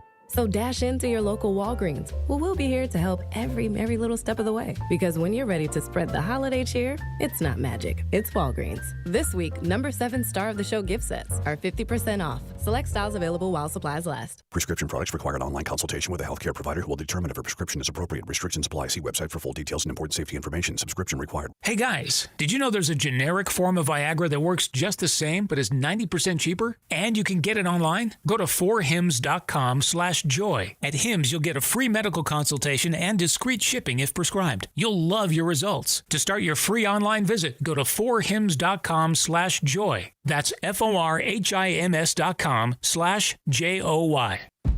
At Ingles, whether we're celebrating Friday night rivals, televising college basketball games, bringing the Fan Fest to semi-pro soccer, or taking you out to the ball game at your minor league park, it's all in the bag. Ingles, low prices, love the savings. Since man created roads, they've been looking for ways to get off-road and vehicles to take them there. That's where Outlaw Off-Road comes in. A premier off-road center for Jeeps, trucks, and SUVs with a complete lineup of off-road and overland services, including maintenance and repair to make your vehicle all that it can be. Check out their location right here in Western North Carolina at 85 Avery Creek Road. Call them today at 828-974-8480 or visit them on the web at theoutlawoffroad.com. Real estate isn't about properties, it's about people. I'm Clarissa Hyatt-Zach with eXp Realty, your native realtor serving all of Western North Carolina. I will work hard for you, and I believe in doing the right thing every time. I market each of my listings to reach out-of-town buyers. I use a professional photographer and drone video on every single listing, as well as collaborate with agents across the country to find your buyer. Check me out online at clarissasellswnc.com or give me a call at 828-774-6343. It would be my pleasure to assist you through the real estate process.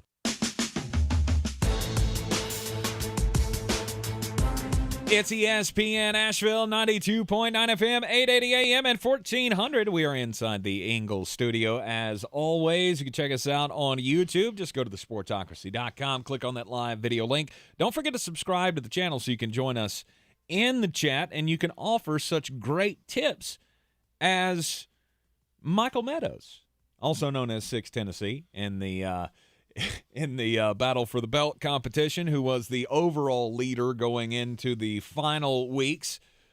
He says maybe sequels can play the day before the tournament starts, and then they have a shot to make the tournament. It's an idea for next year. There's nothing wrong with that. I like that. It's pretty good. So anyway, that is, if you're just joining us, you just missed the reveal of the 32 Christmas movies up for greatest of all time in the Merry Madness bracket. We will have the bracket posted on social media after the show today. You'll be able to vote on those matchups, and we will whittle it down to 16 tomorrow for that. But now it's time to reveal another 4 finalists for the Battle for the Belt. Our weekly DFS competition has come down to the wire for several of us. Jeremy's already in with a win in week 1. He was the number 2 overall finalist behind Michael Meadows. And behind me was Jonathan Welch, Slimmy Pochunks, whose name we still do not know. I feel like I do know it, but I can't think of it right now. Mm-hmm. David Smith of Armchair Commentary, Stephen Towle, Zach Sawyer, and Eric Bradley. Our next 4, Carolina Guy 81, which is Adam Black. He's our 9 seed. The 10 seed, Eric Miller. The 11 seed, Jason Trump. And the 12 seed, Robert Johnson. Okay, there's your next 4. I still have not been told whether or not I have made the finals or not. I told Jeremy I did not want to know. And so we will do another reveal at the top of the next hour. And I will find out, finally, did I make the final 16 or am I on the outside looking in? And the difference between number 13 and number 20 was a grand total of 13.5 points. It's been a whole lot of fun. And I can tell you, you're in this 8. Oh, so if I didn't make it, I just barely made it. I just barely didn't make it. Correct. I knew it was going to come down to the end, and yeah, if you are just joining us, I did something stupid yesterday where I'm not sure how inebriated I may have been at that point. I mean, it was early in the morning, so I'm going to go ahead and tell you it was 0. But for some reason, I played Zamir White in my DFS lineup yesterday. I think I meant to play Zonovan Knight, and I just saw the Z and something that rhymed with Knight. So I got a whole 0.3 points out of Zamir White yesterday. And if that is the reason that I miss out on the finals, I am going to hate myself. And I will tell you that there are 3 people that were not in the top 16 last week that made it in this week. So 3 came in, which means 3 fell out. Oh, no!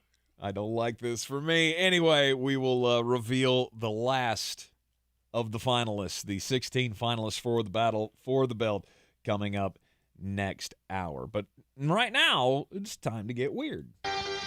On the weird scale, there's Vegas, there's Florida, and there's Asheville.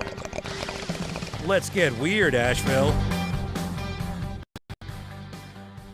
It's something you normally don't see. I feel like this is like the basis for some kind of a movie where the students take over the school. We've seen stories like that. I mean, you've seen movies like this. One of them, namely one that I was in, where the kids take over the summer camp.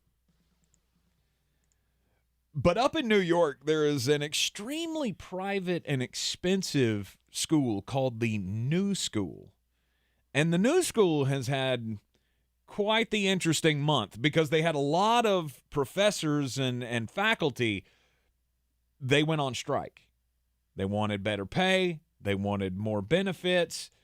And then the students went, we should probably get in on this action too, right? So the students walked out or sat in, kind of both, to get what they wanted out of the deal. So while the faculty's fighting for better health insurance and more pay and all this, the students wanted to support the teachers, yes, but there was also something in it for them. So on December the 9th, they put together a list of demands that the student body wants to see from the school. The letter of demands included they demand A grades for everybody. Everybody gets an A. Everybody gets an A. He said, we demand that every student receives a final course grade of A, as well as the removal of I/Z grades for the fall 2022 semester. What? No. What is an I or a Z? The I is a temporary incomplete grade. So I guess like if you didn't do the final project or you missed the final exam or something, maybe you get an I until you take it. I don't know. The Z is an unofficial withdrawal. So you withdrew from the class or just stopped going to the class. So we just not give out Fs? Like, or F's just not a thing? Oh, you can get an F, but that's for people who actually show up to stink at the class. If you just don't show up at all, apparently you get a Z. So basically, what they want is for you to get credit for something you didn't do. Indeed. How millennial of them. Absolutely. This is as millennial of a story as I've ever heard. Absolutely. Approximately 10,000 students attend the new school. Tuition is $26,854 a semester for a grand total of $51,900 per year. They not only want A's for everybody, but they also want everyone fired. The provost, they want the president fired. They want the board of directors disbanded. But for why? They're not caving into the demands. Obviously, the faculty did come to an agreement finally late last week. We're still told that the students, another one of their demands was that the president's house that's paid for by the school, it's now public property. That was their demand. Like, this is now communal property. Yeah, I'm going to say no. The school says that they respect the thoughts of all of the students, and we are listening greatly, but it is up to the professors to decide the final grades, and we are not going to give everyone A's. So I at least give the school credit for not caving into the millennial madness that is the new school. Yeah, that sounds like an entire class that should be sponsored by Charmin. Because it's rather soft. 100%. That's a whole slew of future Bernie Sanders voters right there. Oh! My story comes from Alberta, Canada. An Alberta couple has taken Christmas a little further this year. Most of us have a Christmas tree in our house. Yes. If you celebrate Christmas. They don't have a Christmas tree in their house. Okay. They have 133. I mean, did they have the Biltmore house? And it's a very large house, I will say. But it's not as big as you would want it to be because these trees are basically just sandwich strapped beside each other. Oh. I don't actually see how these two are functioning in this house, but they've opened it up to the public to raise money for a local animal shelter. And to pay their power bill. Yes, I'm going to wager their power bill is rather aggressive. That little meter outside just has a hum to it. It looks like a NASCAR race. It sings jingle bells. It actually sings that Mariah Carey song that's so awful. The annual event that they've been doing for 5 years has been dubbed Sophia Celebrates Christmas. They named it after their beloved Chihuahua that passed away a few years ago after health complications. So they have opened this up to raise money for the Humane Society, which is a sweet little touching story for the holidays. I can't imagine living in a house with 133 Christmas trees. No, why would you do that? That Are they place real smells like trees pine or are they fake They're trees? real. Oh. Yeah, that place smells like pine salt. And it will until Thanksgiving. Yikes. When apparently they're doing it again. And, of course, the only thing I can think of, that is a whole lot of vacuuming to do. Oh, yeah. Ugh. Oh, they'll have pine needles all over that house all year long. And I want to know how many birds they got. Oh, at least one. You have to, right? I mean, have you ever done that? Have you ever gotten a real Christmas tree and had an animal in it? I'm just curious. You could have stopped it. Have you ever gotten a real tree? You've never had a real tree? No. Really? Why? Why would I do that? Why would I do that? I'm going to go into the woods. I'm going to chop down a tree, and then I'm going to put it in my living room, and then it's going to be an albatross on me until I find a way to get rid of it. They have lots. You can go to a lot and just buy a tree that's already been cut down. Yeah. You don't have to Clark Griswold this thing. Yeah, but then I have to dispose of it. I have to take it somewhere. Or here's just a thought. I could put it back in the box and use it next year. Put the tree back in the box. Put the tree back in the box. This is your Exergen Temporal Scanner weather forecast on ESPN Asheville. Blast of cold air is going to arrive later in the week, starting on Friday and continuing, heading towards Christmas during the upcoming weekend. Tonight, an increase in cloud cover. The low should drop down to 28. A cloudy Tuesday tomorrow, so the high heads up to 41. And dry Wednesday with sunshine and a high in the mid-40s. It's going to be a wet Thursday ahead of the front with showers and a high in the mid-40s. Transition to snow should take place into Friday morning. A high temperature on Friday in the mid-30s and even colder for Christmas Eve. I'm Jeff Marr from the Weather Channel. This is your time saver traffic on the new ESPN Asheville. Traffic slowing 240 westbound between Charlotte Street and Montford Avenue. 26 eastbound stop and go between Brevard Road and Airport Road. Disabled vehicle, mile marker 35, has the shoulder blocked. 26 westbound is slow between Airport Road and the Blue Ridge Parkway. 40 westbound crawling between the 26-240 split malfunction junction and George's Branch Road due to an accident. Haywood County, 40 westbound crawling between NC 209 and US 276. Sweeten Creek Road southbound approaching Mills Gap Road is slow. I'm Lyndon Fuel with your time saver traffic. This report is sponsored by Marion Chrysler Dodge Jeep Ram. Imagine a great holiday gift, like $1,000 extra in your pocket with the Big Finish bonus cash. Impossible? Not at Marion Chrysler Dodge Jeep Ram during the Big Finish sales event. Get what you want at the price you deserve. Visit us online at marioncdjr.com or in person on Worley Road in Marion. See dealer for details. I wanted to know why some people who get COVID-19 get it so bad. I found out it may be because they have a high risk factor, such as heart disease, diabetes, being overweight, smoking, and asthma.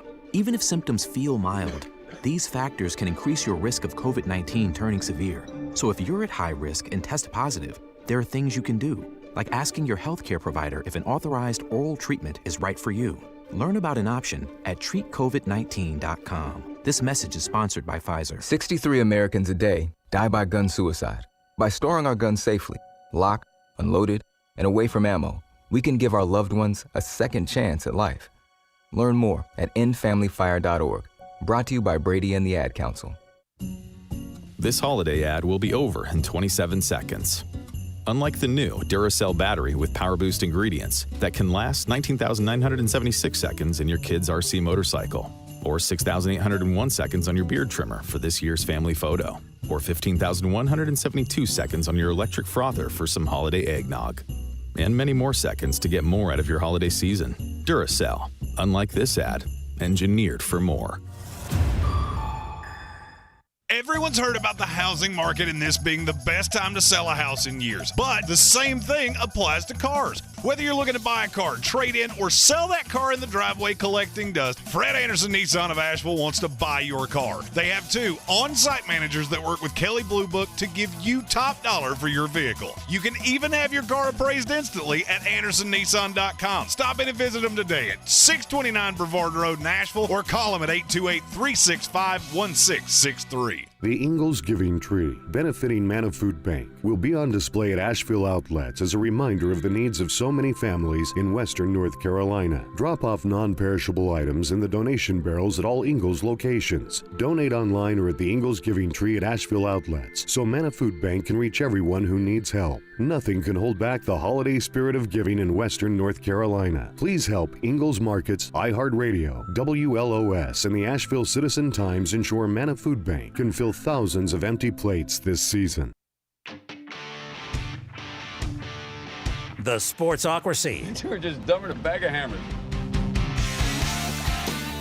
It's ESPN Asheville. We are the Sportsocracy, the Democratic Republic of Sports, and we want to hear from you. We will have the Merry Madness bracket, greatest Christmas movie of all time bracket, put out on social media after the show today. Find us on all the social medias at the Sportsocracy. Get those votes in. Help us whittle down the list from 32 to 16. The matchups. Some of them are good. Some of them not so good. Yeah, your poo-pooing of Bad Santa it's a great movie. It's a horrible movie. That's a great movie. It's the second one's funny. is even good. Nah, it's kind of funny. It's not at all a Christmas classic. Oh, it's a Christmas. I watch it every year. It's phenomenal. I know you do. It's phenomenal. And we all know what you think of movies. So. Well, it's Bad Santa, Fat Man, Batman Returns, Die Hard. I mean, you gather around the Christmas tree and watch the real classics to get you in the mood for the season. Right. I know no Lethal Weapons. We didn't have any of the Lethal Weapons in there. Any of those a Christmas movie? Yeah. And that was never mentioned, not one time, and it was not on any list I saw. Again, like Die Hard, set at Christmas. So, yeah. Yeah, but Die Hard's a Christmas movie. Should be included. The loyal listeners of this show and every list on the interwebs disagrees with you. Coming up at the end of this hour, we will be, of course, giving you the 4 final finalists. That was weird. The final 4 finalists. How about that? There you go. Into the battle for the belt. Are you nervous? I am anxiously awaiting to hear my name called, because I'm not sure if I got in or not. I told Jeremy I didn't want to know until the official reveal. So you can, and I did not tell him. You can see my excitement on the YouTube channel. You'll be able to hear it, of course, right here on ESPN Asheville. But we will have the reveal of the final 4 finalists for the battle for the belt coming up in the next segment. The wacky weekend of football we had, and we had Kelvin Joyner just joined in the YouTube stream. He's like happy Raiders fan coming in hot. What's up, guys? Easy. He has every reason to be. You didn't mean to. He has every reason to be. He has every reason to be. Because the Raiders, I hate to break this to people, but the Raiders are in the thick of the playoff hunt, as are the Pittsburgh Steelers, as are the Cleveland Browns. At this point, there are 3 teams eliminated in the AFC. The Colts, the Broncos, and the Texans. Mm-hmm. Everybody else has a shot. May not be a great shot. May not be a great shot. You might need a small miracle, but you're here. Yeah. You needed the dumbest play of all time to win that game. And a great play by Chandler Jones, who threw Mac Jones to the ground like a little boy. A great play. When somebody throws you the ball, all you got to do is catch it. He's a defensive end. Mm-hmm. He caught it and went full Derrick Henry 50 yards to the end zone. On a guy who is as athletic as a dish rag. Still did it. He still did it. Still did it. I give him credit. You won the game, and we will never forget where we were. That's one of those butt fumble, the tuck rule game. I was 17 domestic lights deep, and I looked at the guy sitting next to me and went, I understand that I may not be clicking on all cylinders right now, but did I see what I think I just saw? Right. And the exact answer was yes. And I looked at my beverage and went, it's time for me to go home. That play was so bad it got Jeremy to stop drinking. Yeah. That's how serious that play was. One game we haven't even mentioned yet. It was the most disappointing snow globe game. Until the fourth quarter. Right, until the fourth quarter. But we were told to expect full-on whiteout conditions for pretty much the entire game between the Miami Dolphins and the Buffalo Bills. But with the Bills making the comeback in the fourth quarter, does that bump them right back to number 1 for you? Nobody circles the wagons like the Buffalo Bills. Obviously, coming up tomorrow, we will have our power rankings for Week 16 in the NFL, and I got a feeling Buffalo's going to rise right back to the top of the heap. Got a feeling Buffalo. You look at the teams in front of them, and it wasn't great for any of them. You got the Kansas City Chiefs, who had to go to overtime to beat the Houston Texans. The Philadelphia Eagles, who did not look good again, or did not look dominant against the Chicago Bears. And then the Cincinnati Bengals, who, yes, they came back and won, but struggled for a half with the Tampa Bay Buccaneers. Yeah, Buffalo's going to be in pretty good shape. Yeah. I think that's safe to say. Yeah. It's also safe to say that they have 2 games. 2 of their last 3, they could win if they played 9 guys at a time. At home against the New England Patriots and at the Chicago Bears. So this team's going to win 13 games. Mm-hmm. They win the tiebreaker against Kansas City anyway. And there is a possibility that game with Cincinnati could be for the AFC. That could be for the bye. Mm-hmm.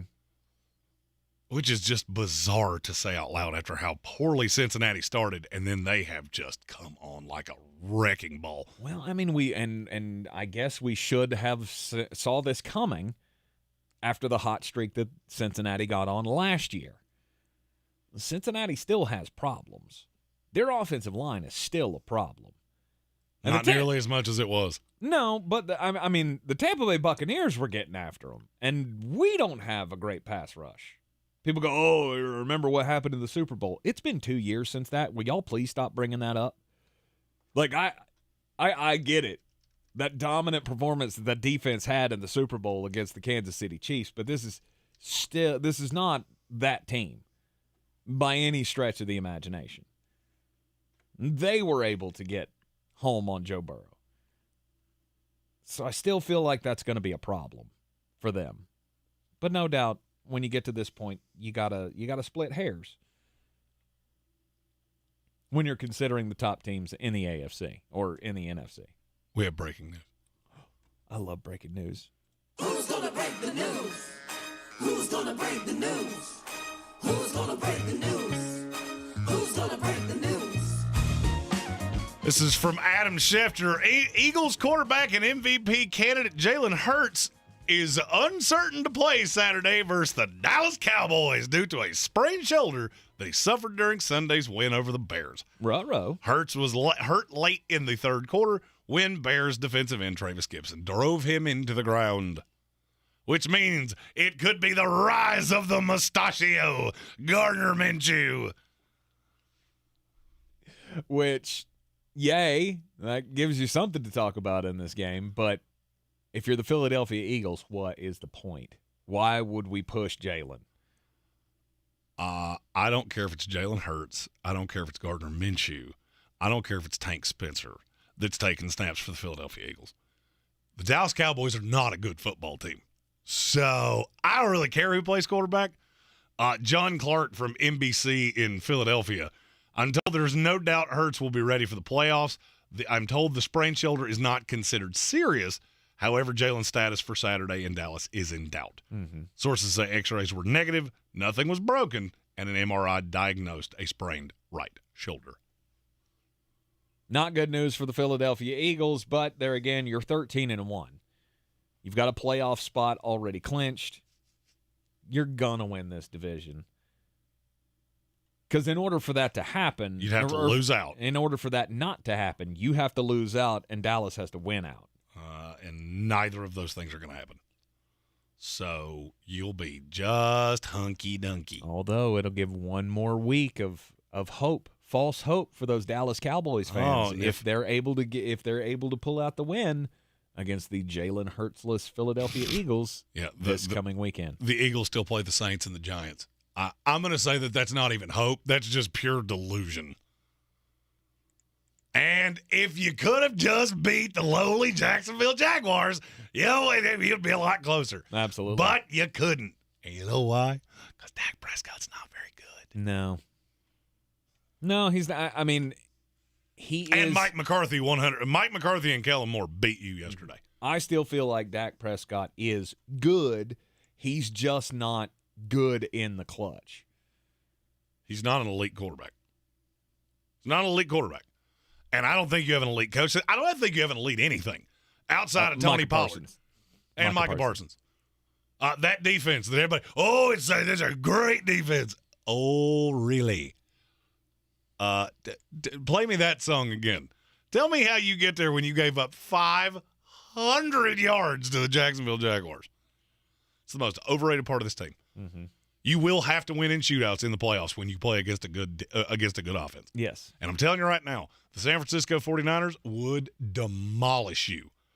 Brock Purdy, Jimmy Garoppolo, I don't care if Kyle Shanahan comes out and takes snaps. They will demolish you. Mm-hmm. Beat you sideways up and down the field. And don't look now, but that Jacksonville team is just hanging around. Out here doing stuff. Yep. Playing my New York Jets on Thursday in what is probably a playoff elimination game. Loser of that game's done like dinner. Right. And I have a funny feeling it's going to be the Jets, Jets.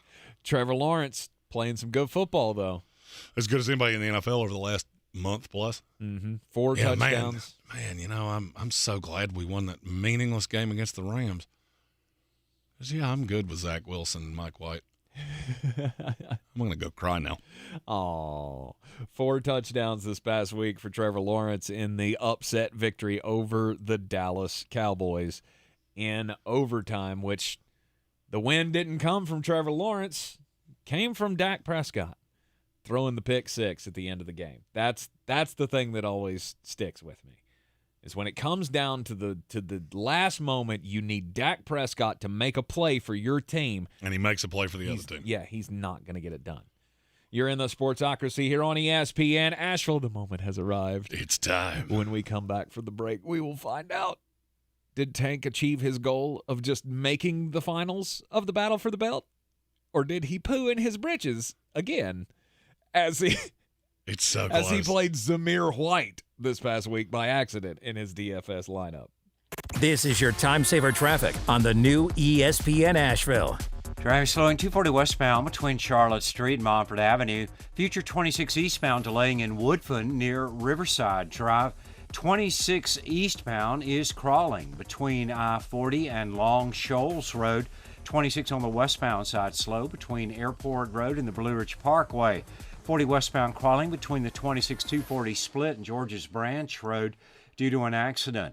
Haywood County, 40 westbound crawling between NC 209 and US 276. Merriman Avenue northbound is very busy between Coleman Avenue and Beaver Dam Road. South Tunnel Road near Ashland Mall, heavy delays both directions. Sweeten Creek Road southbound slow between the Blue Ridge Parkway and Mills Gap Road. Smoky Park Highway southbound approaching Sand Hill Road delays. I'm Lynn Benfield with your Time Saver Traffic. This report is sponsored by Pfizer and BioNTech. This winter, there are new COVID-19 booster shots designed to help protect against recent Omicron variants. If it's been at least 2 months since your primary series or original booster, schedule your updated COVID-19 booster dose at vaccines.gov. Sponsored by Pfizer and BioNTech. I wanted to know why some people who get COVID-19 get it so bad. I found out it may be because they have a high risk factor, such as heart disease, diabetes, being overweight, smoking, and asthma. Even if symptoms feel mild, these factors can increase your risk of COVID-19 turning severe. So if you're at high risk and test positive, there are things you can do, like asking your healthcare provider if an authorized oral treatment is right for you. Learn about an option at treatcovid19.com. This message is sponsored by Pfizer. Nutcracker Magical Christmas Ballet returns to Thomas Wolfe Auditorium December 20th in Asheville. Experience larger-than-life puppets, an international cast, and breathtaking acrobatics. Get tickets now at nutcracker.com. Gather the family and go back to a simpler time with the beloved Christmas tradition and relive your fondest childhood memories. Don't miss Nutcracker Magical Christmas Ballet at Thomas Wolfe Auditorium December 20th in Asheville. Get tickets now at nutcracker.com. Highline Auto Group is proud to be the presenting sponsor of Nutcracker Magical Christmas Ballet. Highline Auto Group is comprised of Highline Auto House, our multi-year award-winning luxury pre-owned store in Charlotte, North Carolina, as well as Marion Chrysler Dodge Jeep and Ram, and Spruce Pine Chevy Buick GMC. Give us a try and find out why everyone knows you get a better deal down the mountain at HighlineAutoGroup.com. Again, that's HILINE Autogroup.com. The iHeartRadio Asheville Pro Football Pick'em Challenge rolls on. Make your picks by the Thursday night game at ESPNAVL.com. Weekly winners win a $50 gift card to Asheville Pizza and Brewing and a register for the grand prize, a year's worth of golf for 2 at Chestnut Mountain Golf Course. If cleanliness is next to godliness, look around the car right now. Is that very godly? Look, life comes at you fast, but so does WBNC Auto Detailing. They have the tools to make your interior look like it's coming off the showroom floor. You don't believe me? Check them out on Instagram. All that filth and years of stains disappear. WBNC Auto Detailing does full interior and exterior details with paint correction, and they do wax and ceramic coatings. Call WBNC Auto Detailing at 455-3700. Premium care with a Southern hospitality touch. I believe real estate isn't about properties. It's about people. I'm Clarissa Hyatt Zach with eXp Realty, serving all of Western North Carolina. Navigating the home buying and selling journey can feel overwhelming at times, and that's why having an agent who cares about you and your needs is key. I'm a native of Western North Carolina, and I close over a home a week. I'm an expert in the market, pricing my sellers correctly to net you the most money, and working as a skilled negotiator for my buyers. Please give me a call today at 828-774-6343 to set up a complimentary market analysis.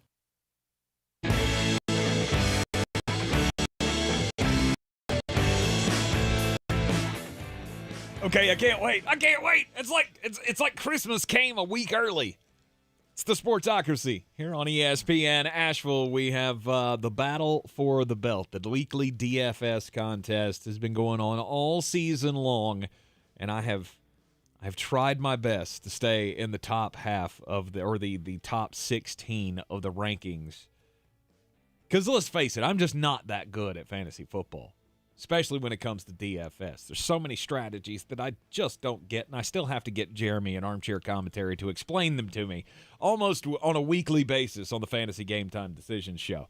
Y'all were talking about tournament lineups this past weekend, and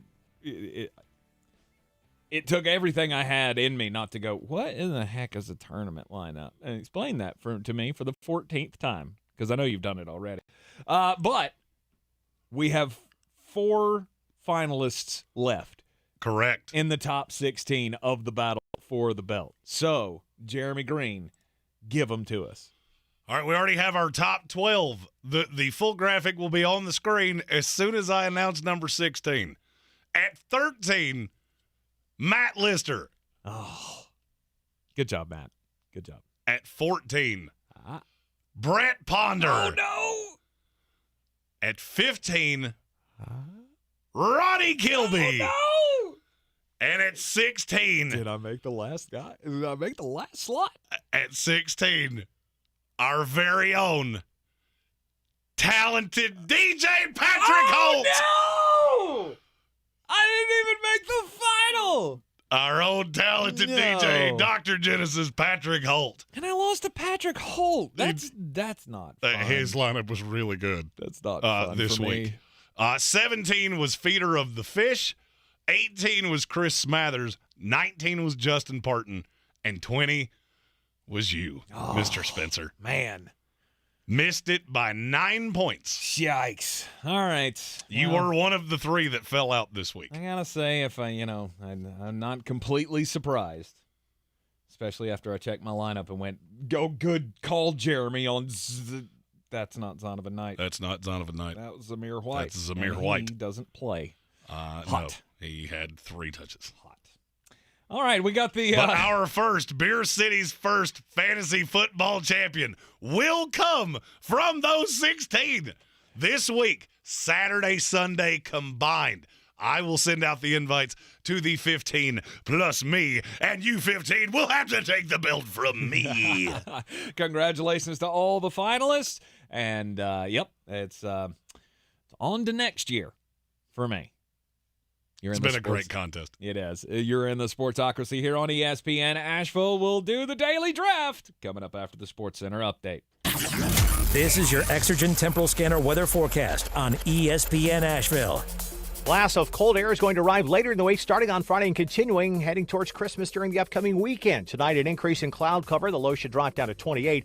A cloudy Tuesday tomorrow, so the high heads up to 41. And dry Wednesday with sunshine and a high in the mid-40s. It's going to be a wet Thursday ahead of the front with showers and a high in the mid-40s. Transition to snow should take place into Friday morning. The high temperature on Friday in the mid-30s and even colder for Christmas Eve. I'm Jeff Marr from the Weather Channel.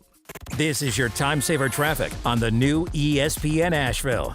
Traffic slowing 240 westbound between Charlotte Street and Montford Avenue. Future 26 eastbound delaying in Woodfin near Riverside Drive. 26 eastbound is crawling between I-40 and Long Shoals Road. 26 on the westbound side slow between Airport Road and the Blue Ridge Parkway. 40 westbound crawling between the 26-240 split and Georges Branch Road due to an accident. Haywood County, 40 westbound crawling between NC 209 and US 276. Merriman Avenue northbound is very busy between Coleman Avenue and Beaver Dam Road. South Tunnel Road near Ashland Mall, heavy delays both directions. Sweden Creek Road southbound slow between the Blue Ridge Parkway and Mills Gap Road. Smoky Park Highway southbound approaching Sand Hill Road delays.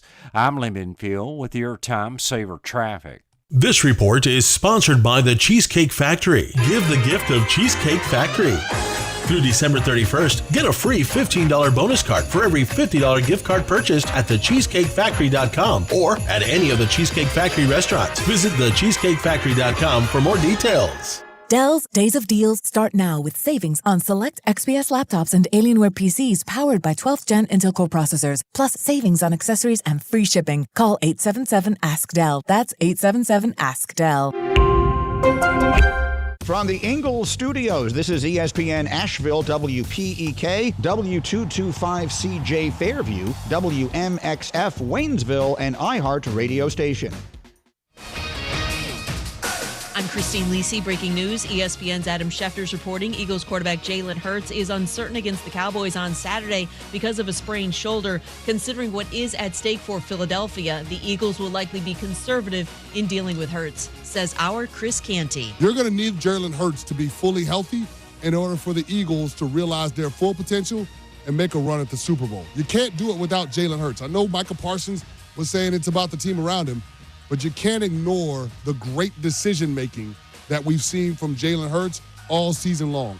Canty and Carlin co-host Chris Canty. The team and Hurts' agent do not believe it's a long-term injury. If Hurts cannot go, Philly turns to Gardner Minshew. The season's likely over for Jaguars left tackle Cam Robinson because of a meniscus injury to his right knee. Jacksonville is a game back of AFC South leading Tennessee. Colts running back Jonathan Taylor likely out the last 3 games of the regular season with what the team fears is a high ankle sprain. A chance at NHL history tonight for Alex Ovechkin when he and the Caps take on the Red Wings. He's 1 goal away from 801 in his career, which would tie Gordie Howe for second most all time. Coming up Tuesday, with both Steph Curry and Anthony Davis expected to miss extended time, which injury will be more costly for their team? Keyshawn, J. Will, and Max, Tuesday, 6 a.m. Eastern on ESPN Radio, ESPN2, ESPNU. He's a degenerate gambler. You are a smelly pirate hooker. And he's cheaper than oxygen. He's useless. But somehow, they make it work. Jeremy Greene, Tank Spencer. There's no holding back in the sportsocracy. Presented by Ingles Supermarkets and Fred Anderson Nissan of Asheville. And welcome back into the Ingles studio on ESPN Asheville, 92.9 FM, 880 AM, and 1400. The Sportsocracy heard everywhere around the world on the iHeart Radio app. Take us with you everywhere you go for absolutely zero monies. iHeart Radio app, absolutely free for you to download.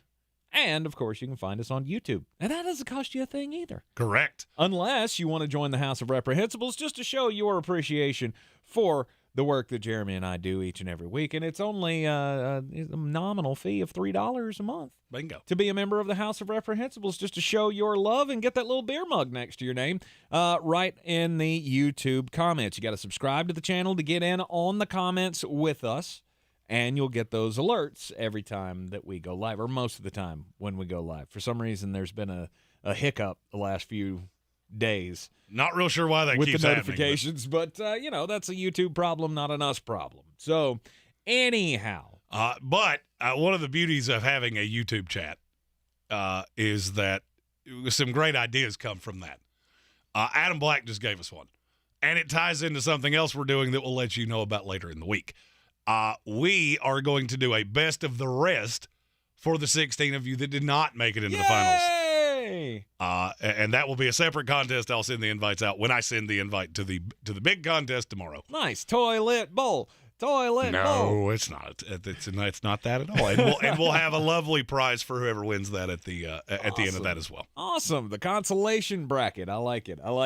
No, I did not make the final 16 of the battle for the belt. I wasn't really expecting to anyway. I'm just pleased that I finished in the top 20. So, anyhow, no tears for Tank. I don't expect any. In the YouTube comments, they're calling me a savage that I made you wait until 16. I gave him the choice. He did. He gave me the choice. He said, do you want to know if you made it or not? And I said, no, I want to do this on the air. I want to find out just like everybody else does. I mean, yes, because I knew it was going to be a close call. My savagery knows no bounds, but I gave him the out. He did. I will tell you if you want to know. And he said no. And it would have ruined it. It would have ruined it. I would have had less passion for the reveal Had I known. Now, the savagery of me unveiling Patrick Holt as our very own talented, that you can call me a savage for. Yes. Because that might have been a jerk move. Yeah, it's all right. It's all right. It's what we expect from me. It's all about building it up. It's like that awkward silence that you get right before they reveal the winner of any reality show you've seen on television. It's like, just tell us who won. And I will have the standings out, all those things, tomorrow. But congratulations, Patrick Holt, for being the final entrant into the finals of Finished the battle. fourth this week. Had a great lineup to get in. Absolutely. Good job. We had a few of those. This has been such a fun contest. Yes. And the donation to Evelyn Charities was one of the great days that we've had. And it was all thanks to you guys. So and we now appreciate you more than we could ever say. Now the question is, are there bonus points going into the next round? Yes. So if you won a week, which would be me and Slimmy Pochunks, then you are seeded. You will not get as big an advantage going into the finals as you got previously. Nobody's going to be sitting up, I think it's 66 points. The most bonus points you could possibly have gotten was 36, and nobody did. Nobody did. So I believe we're all within 25. So even Patrick Holt, who's coming in as the 16th, you're one good week of a 2-week final. Nice. From being right back in play. Nice. All right. So we will, of course, have the links out to those involved as soon as possible. And good luck to all of the 16 and the rest of us. We're going to have fun in the consolation bracket of the battle for the belt, but we will not be able to take home the gold as Jeremy wishes to do. And dear God, I'm going to keep saying it. Someone take this belt away from him, please. Well, I'm starting second, and I'm but a point behind 6 Tennessee. I had to sacrifice a few points or I would have been the leader going in, and I don't want an unfair advantage. So I sacrificed some points. Okay. All right. Top of the hour for the third hour of the program here, as we do every Monday. Daily draft time, and it's stock up, stock down for the weekend. And I'm going to go stock up, number one, because I think I won Friday's daily draft because I had only one of my games was not a one-score game, as I had Tennessee the Los Angeles Chargers, Dallas and Jacksonville. I had the Giants and the Commanders, and SMU BYU in their bowl game. I was 5-1 picking bangers this weekend. So good job. Yeah, it's hard to pick college bowl games. Good job. I did have the Cincinnati Tampa Bay game, but I mean even that was entertaining for a while. Your games weren't bad. Miami, Buffalo, Detroit, New York Jets. Cincy, Louisville. That wasn't much of a show. No, for the 15 people that showed up. Yeah, that went about exactly how I thought it was at going Fenway to go. Park. Indianapolis, Minnesota. I mean, maybe we should have gave you the win for having that one. It's entirely possible because it is a historic game in NFL history. And to be honest with you, I didn't even check, and I don't care how Washington State and Fresno State. It was a lot to a little, if I remember. It was, yeah. I remember Jake Hayner had like a couple of touchdowns in the first quarter of that game. But anyway, stock up, stock down for the week. I'm gonna go with one of the teams from one of the games that Jeremy picked. Actually, it was his number one pick for the weekend. It's the Buffalo Bills. Stock up for the Buffalo Bills. Nobody circles the wagons like the Buffalo Bills. Look, Buffalo, maybe you thought as a Bills fan you were going to walk all over the Miami Dolphins in this game. There was all the reports of the snow globe. It was going to be treacherous. We're not going to be able to move the ball up and down the field well. And it was. It just didn't start until the fourth quarter. Exactly. But you still had a very competitive game there, but it was finally a clutch moment where Josh Allen came up with the big play at the end. Now, he did have a turnover late in the game that made you go, yeah, that's the thing that I don't get. But this is kind of a stock up by attrition because the Philadelphia Eagles did not look dominant against the Chicago Bears, or as dominant as they should have, I guess. You had the Kansas City Chiefs going to overtime with the Houston Texans, and Cincinnati letting Tampa Bay get out to a 17-3 lead before finally turning it on and getting the win. But that should never have been a close ball game. So I think Buffalo Bills got to be stock up for the weekend. Stephen Tao said, guess if you get out-coached and outplayed for 3.5 quarters, that's good enough for a stock up. Bills are circling the drain, not the wagon. The drain. Could not disagree with you more, because my first stock down is Kyle Shanahan disciples, Robert Salah and Mike McDaniel. There were no two coaches, and I don't consider Jeff Saturday a coach, so I'm putting the analyst over here. Mm-hmm. I'm putting the bunny back in the box. There were no two coaches that I think gave away games more than those two did. Buffalo, you won a game that you shouldn't have. And I will never, for as long as I live, understand how a team that averaged 7.5 yards a carry in the good weather times completely turned away from the run at the end of the game and put it in the hands of their quarterback. And then you lose. That's on Mike McDaniel. Mm-hmm. It just is. And I'm coming to the realization that the Kyle Shanahan magic is great. It's great that you had dinner with him, and you've got this offense that will do these things. The Mike LaFleur, Robert Saleh, Mike McDaniels tree is some of the worst clock management coaching staffs I've ever seen. Robert Saleh saying, well, we didn't actually need the timeout. That is the stupidest thing that has come out of anybody's mouth in the last 4 days, and I've been inundated with Justin Fields apologists. So it's a pretty high bar. It was a joke. Miami, you gave one away. Buffalo was the recipient of it, but I don't feel like this team is in any way circling the drain. No. You're finding ways to win games that you shouldn't. Mm-hmm. And I'm going to keep saying, I don't even think we've seen the high side of this team yet. And you got 2 cakewalk layup wins in your last 3. And a game with the Bengals that probably determines home field advantage in the AFC. Me being the cynic that I am, it makes sense that I would have another stock down. It's the NFC South on the whole. Good Lord, that was a bad day of football for a full division. I will not rest until we get rid of the division winner getting a playoff spot in the NFL, because we do this about once every presidential term. There's not a team in this division that deserves to even be discussed in the playoffs. Agreed. Let alone get a home game. Carolina, you could have completely controlled your fate, and the sad thing is that you still can. You got annihilated by the Pittsburgh Steelers, but the score. Did you watch the game? Because you never should have felt great that you were going to win that. And yet somehow you still control your playoff destiny, because the Tampa Bay Buccaneers and the Atlanta Falcons found a way to out-terrible you. By the way, you remember that thing I said about Desmond Ridder? Mm-hmm. Yeah, confirmed. Awful. Just god-awful quarterback play. When Andy Dalton is the best quarterback in that division for a full week, that should tell you everything you need to know.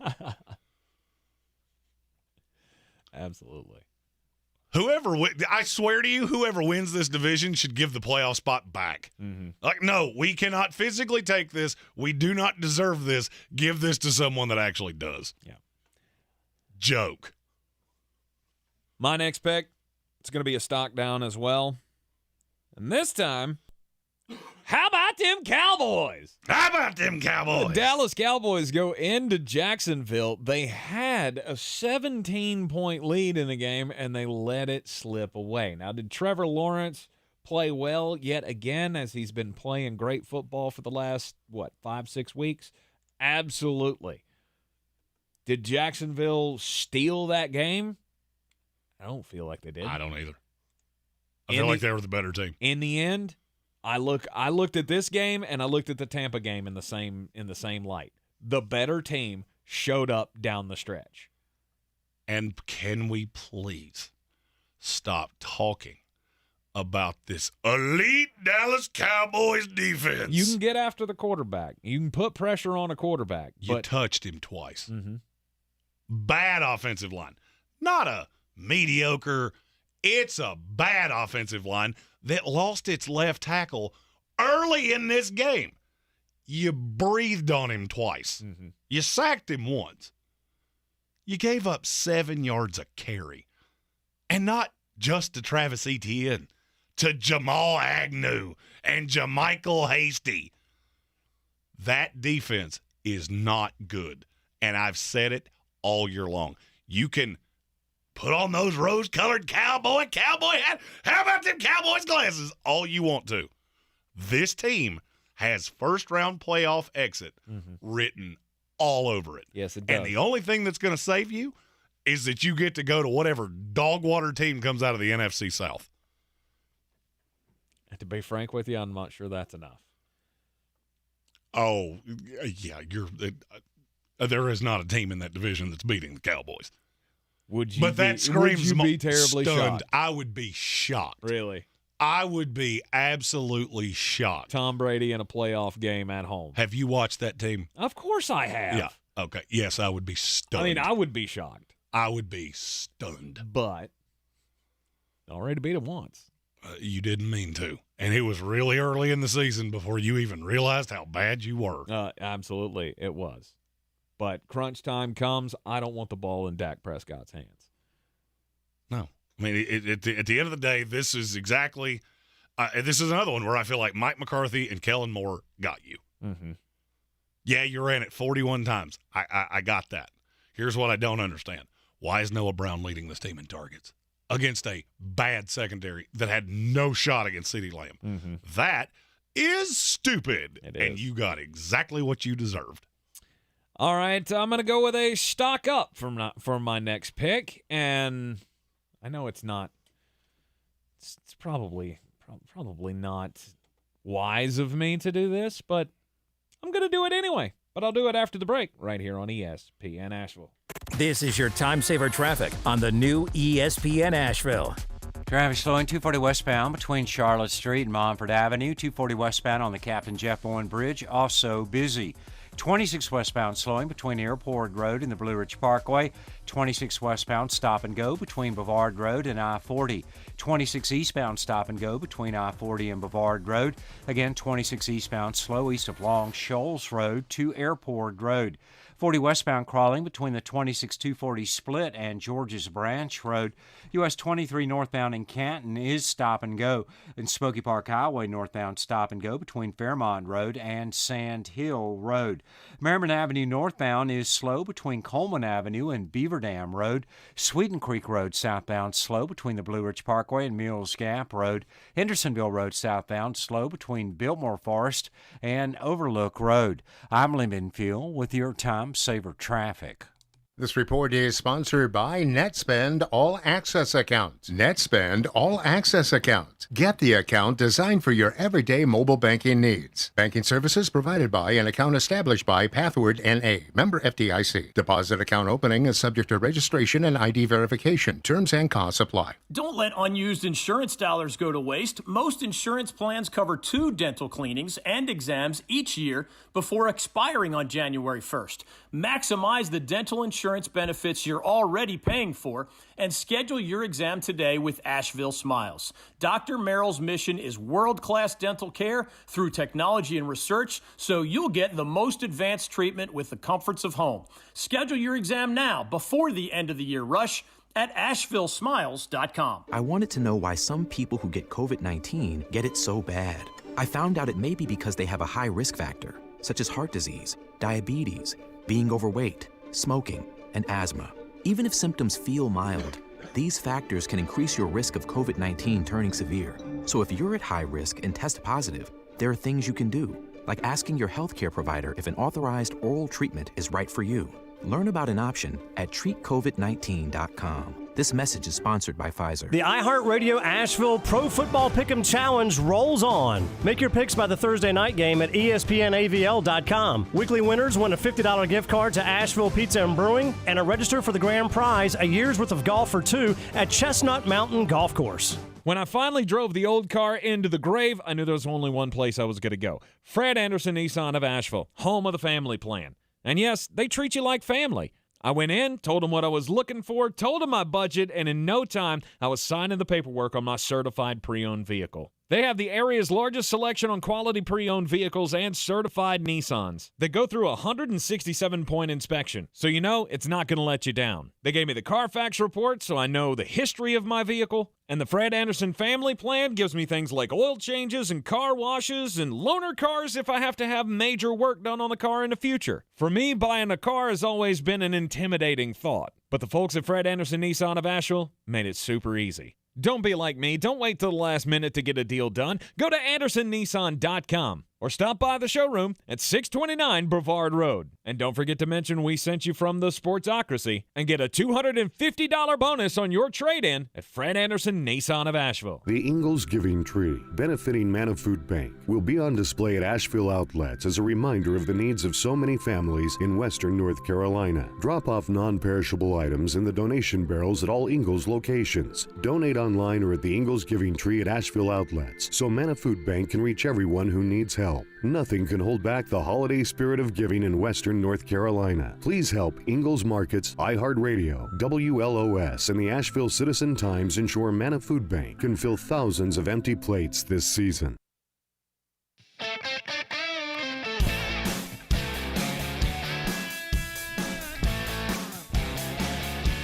You are in the Sportsocracy on ESPN Asheville, and we are in the midst of the daily draft. Stock up, stock down for the week. I took the Buffalo Bills stock up after their thrilling comeback win against the Miami Dolphins on Saturday. Jeremy went stock down back-to-back with the Shanahan Disciples and the NFC South as a division. Well-deserved there. Also, I feel like the second pick from me was well-deserved. The Dallas Cowboys stock down after losing to the Jacksonville Jaguars. And an awesome Trevor Lawrence. Has he finally made the leap? Oh, no doubt. He's an elite quarterback in this league. And again, I say, man, that win against the Rams was fun. Yeah, I'm so glad we did that. Aw. Time for my next pick, and I'm gonna go. What was my other? Didn't I make another one? Yeah, the Buffalo Bills, the Dallas Cowboys. Oh, okay. So time for my third pick of the draft here, and I'm gonna go stock up. And nobody ruins a good draft like Tank Spencer. This is probably gonna be my off the wall reaching pick here. It totally is. He's already told me what it is. Stock up for the Houston Texans and Lovie Smith. Look, back-to-back weeks, you played with the Dallas Cowboys. Now, that'll look as good after the loss to the Jacksonville Jaguars, but taking the Kansas City Chiefs to overtime, you may be a listless, god-awful team, but your defense brings a fire. It brings what exactly? You gave up 500 I don't yards. care how many yards you give up. You were in that game until the end. And you shouldn't have been. And they were relentless. Hammering the Chiefs. This was far more Kansas City. I'm just going to say you sleptwalked through it because you thought you would show up and win. Mm-hmm. But Houston didn't do anything that overly impressed me. That's not a good football team. It's not a good football team. It's not a good football team, but that's part of the mystique of it to me. That they're not a good football team. And you can look at them and go, there's no chance you should be in any of these games. And back-to-back weeks, they have played tough with playoff teams.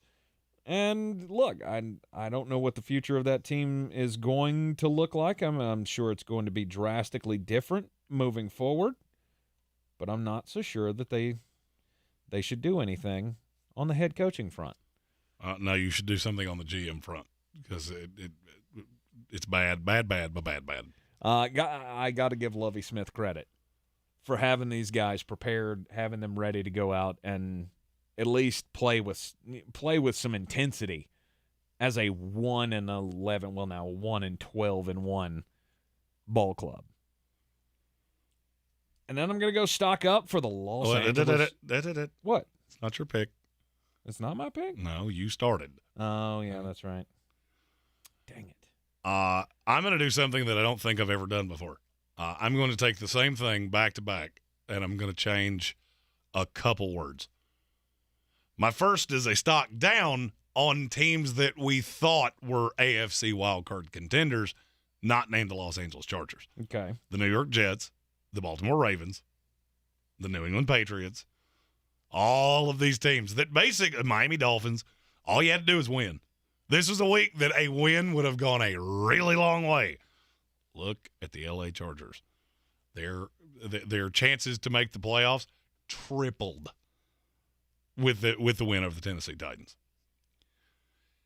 And my stock up is all the AFC contenders that we had already thrown dirt on. The Jacksonville Jaguars, the Pittsburgh Steelers, the Las Vegas Raiders, and the Cleveland Browns. Because now, the fact that nobody in the AFC seems to want to actually make the playoffs has turned this into a 13-team race. And it's going to be sideways. I'm telling you, the last 3 weeks are going to be pandalirium in the AFC. And a ton of these teams play each other. And it starts with Thursday Night Football with the Jacksonville Jaguars and the New York Jets. Yeah. In a game that I do not physically see a way the Jets win. Really? No. I don't see a snowball's chance in Atlanta we win this game. Okay. You just keep finding ways to lose. All right, so since you took the AFC contenders, I guess that leaves the Los Angeles Chargers out for me. Yes. Okay. Because they were the one team that was a contender that we thought was a contender and did what they were supposed to do. All right, I'm going to get back on this train then since I think I let you have them last week and I took them the week before. I'll take them again this week. Stock up for the Detroit Lions. 6 out of 7 wins now. For the Detroit Lions, they are a legit threat in the NFC wildcard race. Like I've said, last 2 weeks, starting to not see a path where they don't make it. I don't see a path where they don't make it. This team is just, there's something special about them. And I think it all comes back to Dan Campbell. He's a psycho. You can talk about it. You can throw shade at him all you want to about how it's a gimmick and he's not a legitimate head coach in this league. I fully disagree. I think he's smarter than you give him credit for. Are you talking about me or metaphorical me? I'm saying metaphorical. I think he hires really, really well because Ben Johnson and Aaron Glenn had days yesterday. Mm-hmm. It may not show up on the stat sheet. That's what won this game. And the fact that Robert Salah completely forgot how to manage the clock. Mm-hmm. The Detroit Lions beaten the New York Jets to improve to 7-7 on the season, and now they are just a half a game behind in the wild card race to the Washington Commanders. And then my final stock up, stock down for the week. Oh, what the heck. I'm gonna jump outside the world of football, and we'll go to the other football. The World Cup final. It was an amazing match. Lionel Messi, Mbappe, those guys just put on a hell of a show in the World Cup final. Maybe one of the greatest of all time. I am not the soccer guy. I am not the soccer expert. But when you can get the soccer experts talking about, greatest of all time matches in World Cup history, you put on a heck of a show.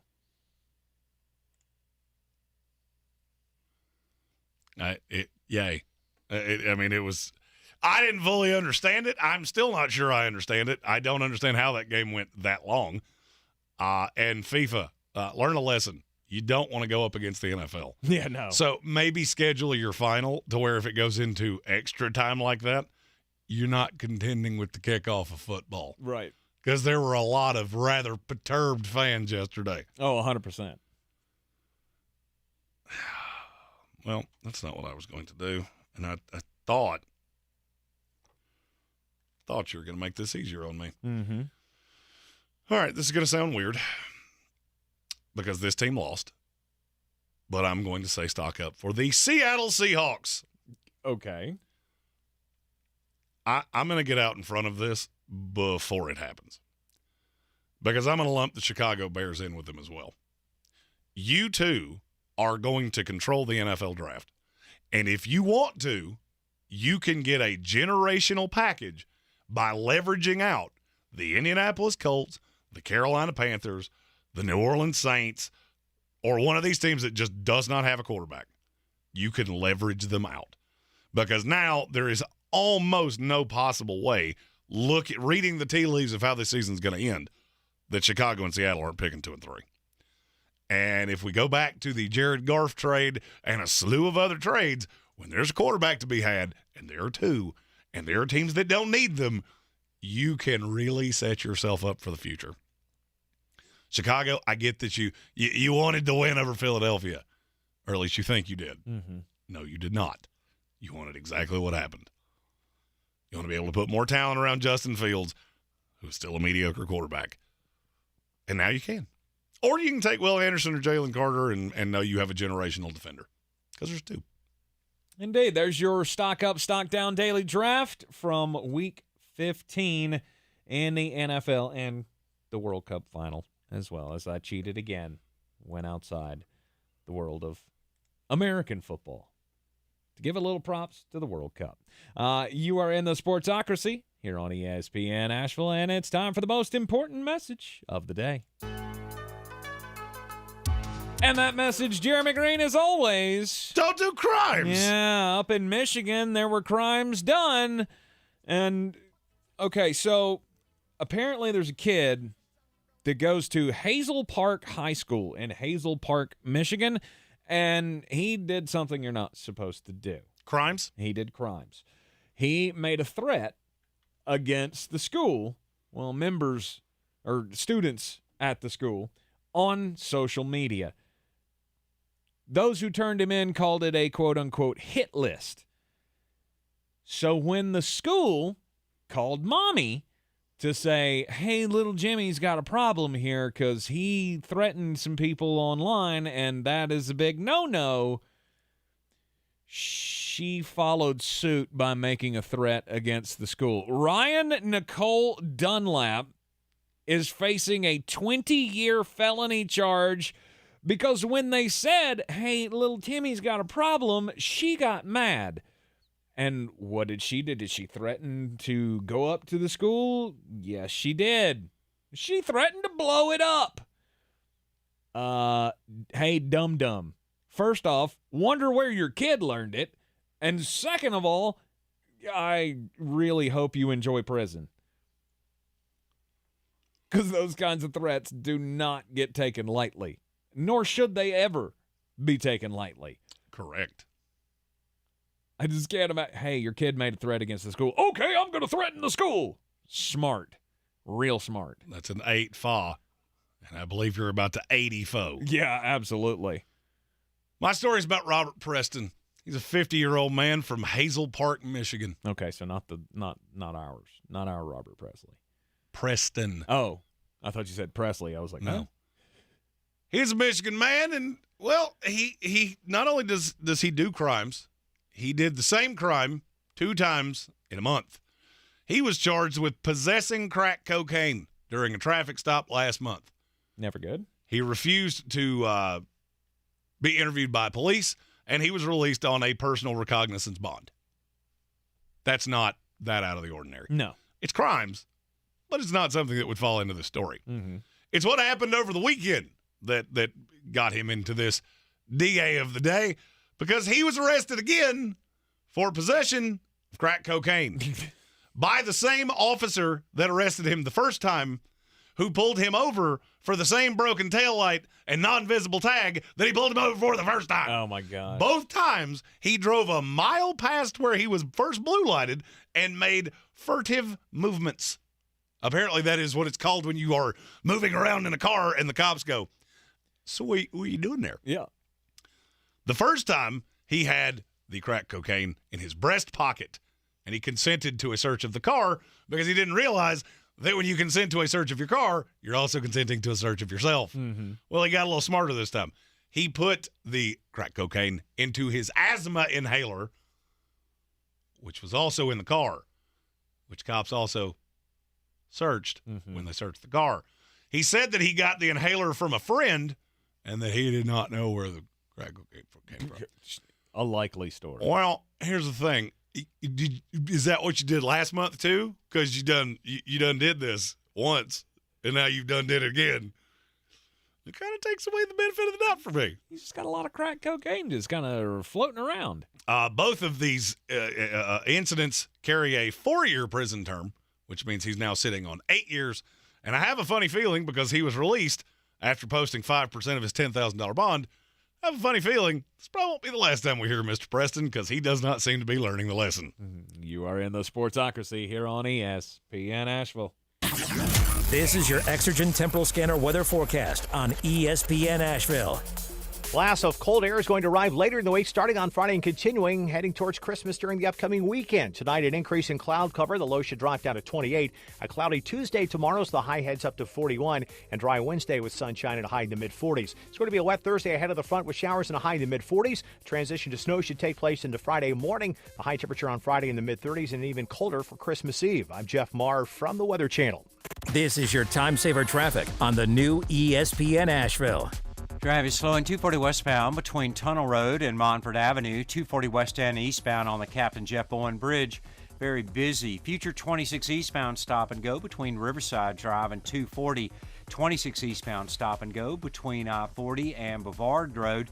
26 on the westbound side is slow near Long Shoals Road. Again, 26 westbound crawling between Bavard Road and I-40. 40 westbound stop and go between Hendersonville Road and Bavard Road. 40 westbound crawling between the 26-240 split and George's Branch Road.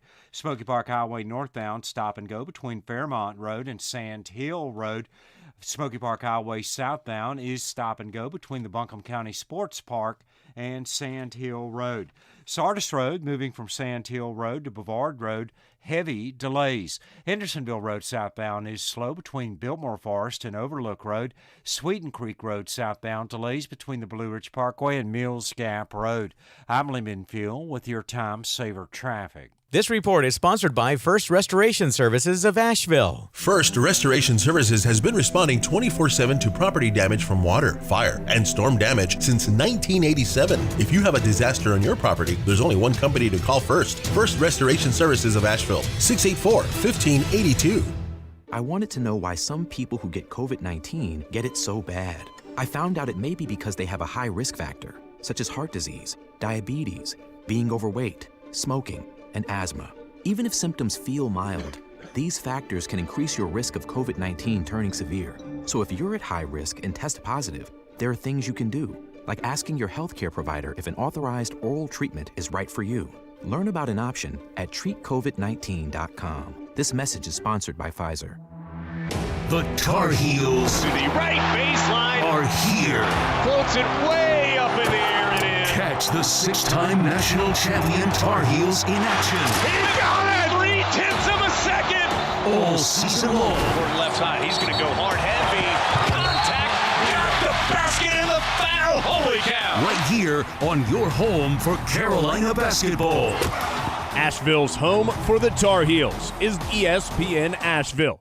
The Ingles Giving Tree benefiting Manna Food Bank will be on display at Asheville outlets. Drop off non-perishable items in the donation barrels at all local Ingles locations or donate online. Help Ingles Markets, iHeartRadio, WLOS, and the Asheville Citizen-Times ensure Manna Food Bank can fill thousands of empty plates this season. Everyone's heard about the housing market and this being the best time to sell a house in years. But the same thing applies to cars. Whether you're looking to buy a car, trade in, or sell that car in the driveway collecting dust, Fred Anderson Nissan of Asheville wants to buy your car. They have 2 on-site managers that work with Kelly Blue Book to give you top dollar for your vehicle. You can even have your car appraised instantly at AndersonNissan.com. Stop in and visit them today at 629 Brevard Road in Asheville or call them at 828-365-1663.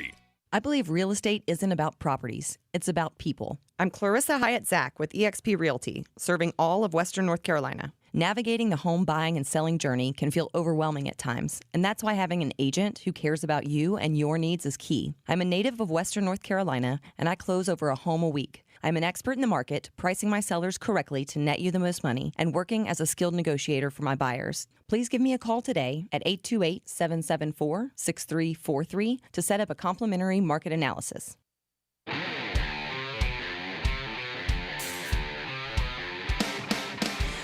It's ESPN Asheville, 92.9 FM, 880 AM, and 1400. The Sportsocracy heard everywhere on the iHeartRadio app. And tonight it's Monday Night Football. Oh, the Green Bay Packers and the LA Rams. This was a great idea at the beginning of the season. Oh, yeah, this sounded fantastic when the schedule came out.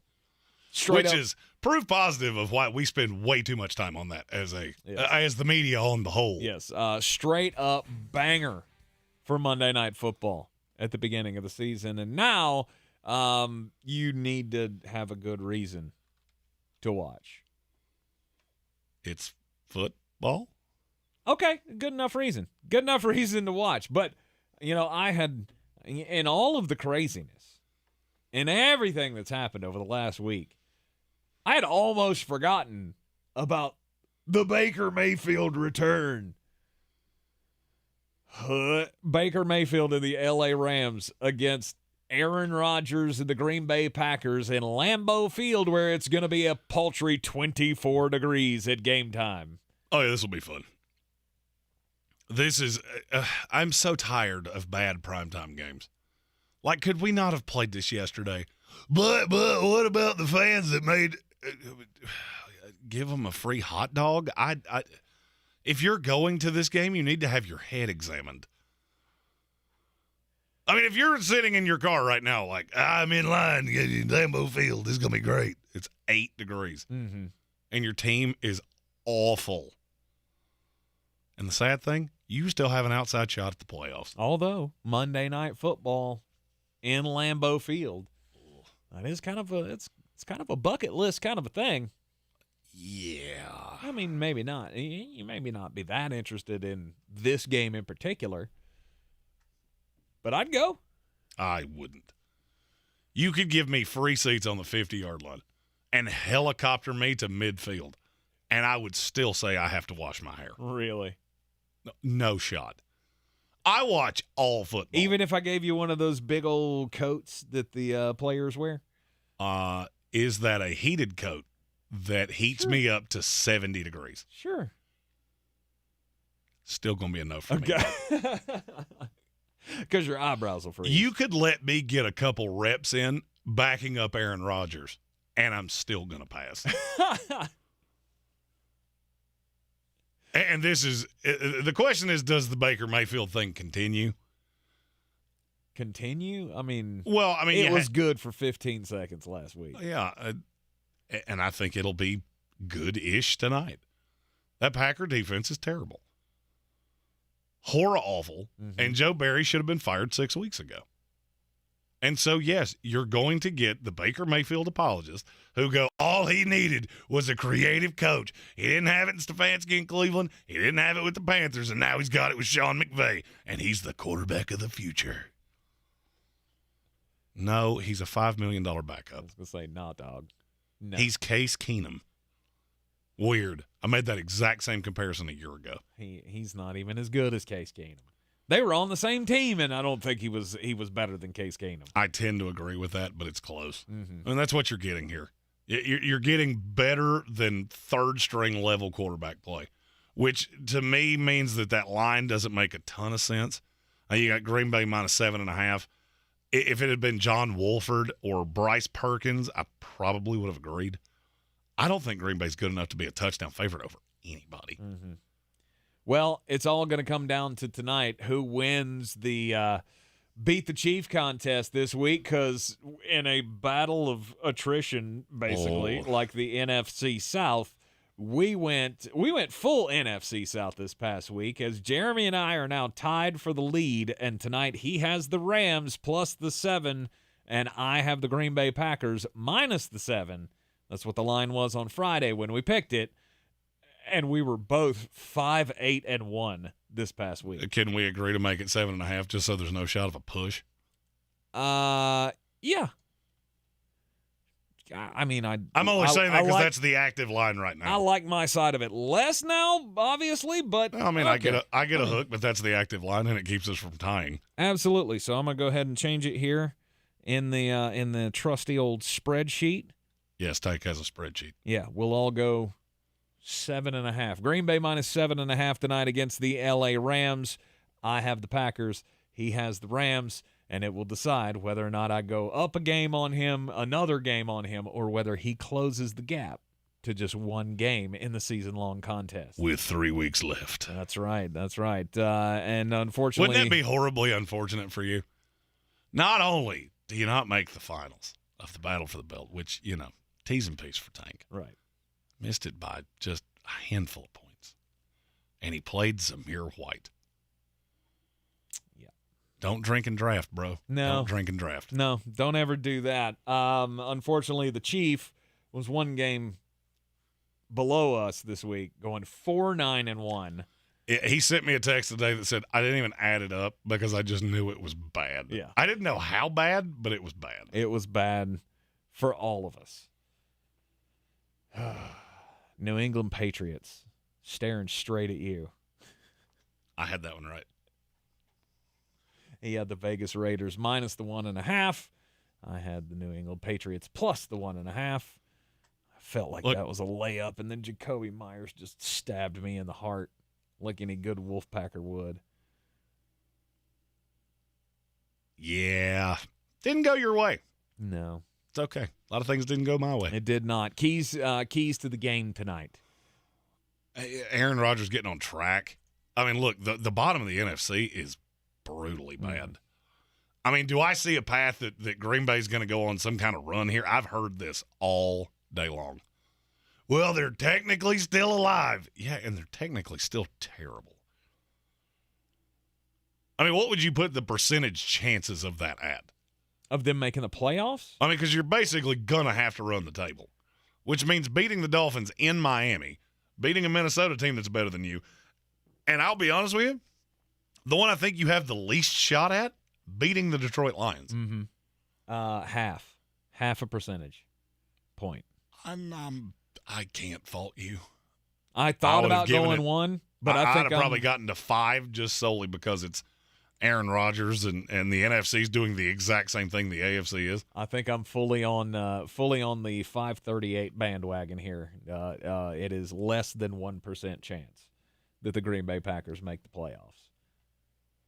It's just dumbfounding to me that you have this many teams that have 6, 7, or 8 wins. Mm-hmm. I don't know that I've ever seen anything like this. There are 7 teams in the NFL with double-digit wins. I mean, almost half the league either has 6, 7, or 8. I know for years fans had been screaming, we need more parity in the league. But this is ridiculous. Well, I mean, you have parity. There's a handful of teams that are really good. There's about 20 that I think are almost exactly the same team. And then there's 8 that couldn't play dead in the Western. Mm-hmm. There's your parity. I mean, has this been a lot of fun for you to watch? Because it hadn't been great for us. I mean, it has been because it's football. Well, I mean, yeah, like it's better than the alternative. Mbappe and NBA World Cup basketball. Oh. Nikola Jokic did something the other night that no center has done since Wilt Chamberlain. I still didn't care. And that's my team. What did he do? He had 50 points, 27 rebounds, and 10 assists. Jeebus. Yeah, it was the 5th time in NBA history that it ever happened. Wow. 4 were Wilt Chamberlain. Elgin Baylor did it once, and now he's done it. And I read that story and went, neat, and went on about my day. And nobody cares. Denver Nuggets, my 2023 NBA champion Denver Nuggets. I hadn't done that in a while. I'll check back in with you in February. Right. Check back in when you when the games actually matter. Yeah, we'll do the Super Bowl, take a week or 2 off, recharge the old batteries, and then I'll be ready for some NBA. Okay. All right. It's fair. It's fair. Until then, call me when he flies. If he flies, that I will be interested in. Are you even paying attention? Oh, no, you're not. Never mind. I was going to ask you if you were even paying attention to college basketball this year, but you're not because your Florida State Seminoles are terrible. We're 3-11. They just lost to St. John's. Yeah, and got smoked by St. John's. They get smoked. They were down 8 with 5 minutes to go. You lost by like 20, didn't you? No. They lost by 14, 15, something like that. And a lot of it was on free throws because for whatever reason. Right. Hey, let's foul. That's good. I was tempted to go stock up for the North Carolina Tar Heels this week. Pete Nance. Ice water in the veins. That was a shot. After beating Ohio State this past weekend in overtime by 5 and Pete Nance hitting the buzzer beater to send it to overtime, it's no doubt the best win for the Tar Heels. And coming up on Thursday, we will touch base with Jones Angell, the voice of the North Carolina Tar Heels, and talk about that as well as the upcoming bowl game between the North Carolina Tar Heels and the Oregon Ducks. Bo Nix coming back for another year. Groundbreaking news. And it cost them the number 3 prospect in the country because he flipped to UCLA earlier today. Ain't it grand? But enjoy Bo Nix. You're in the Sportsocracy here on ESPN Asheville. We'll take Asheville. We'll take another quick break. When we come back, Jeremy will have his picks of the night. This is your time saver traffic on the new ESPN Asheville. Traffic stop and go 240 westbound between Tunnel Road and Montford Avenue. 240 westbound on the Captain Jeff Bowen Bridge, very busy. Future 26 eastbound, stop and go between Riverside Drive and 240. 26 eastbound, slow between I-40 and Bavard Road. 26 on the westbound side is slow between Long Shoals Road and the Blue Ridge Parkway. 26 westbound crawling between Bavard Road and I-40. 40 westbound stop and go between Hendersonville Road and George's Branch Road. Smoky Park Highway northbound stop and go between Fairmont Road and Sand Hill Road. Smoky Park Highway southbound is stop and go between the Buncombe County Sports Park and Sand Hill Road. Sand Hill Road, heavy delays between Sand Hill Road and Bavard Road. Bavard Road north and southbound is stop and go between Sardis Road and I-26. Again, Bavard Road northbound is slow between the Bent Creek area and Sardis Road. Hendersonville Road southbound slow between Biltmore Forest and Overlook Road. Sweden Creek Road southbound stop and go between the Blue Ridge Parkway and Mills Gap Road. Airport Road delays between Rutledge Road and I-26.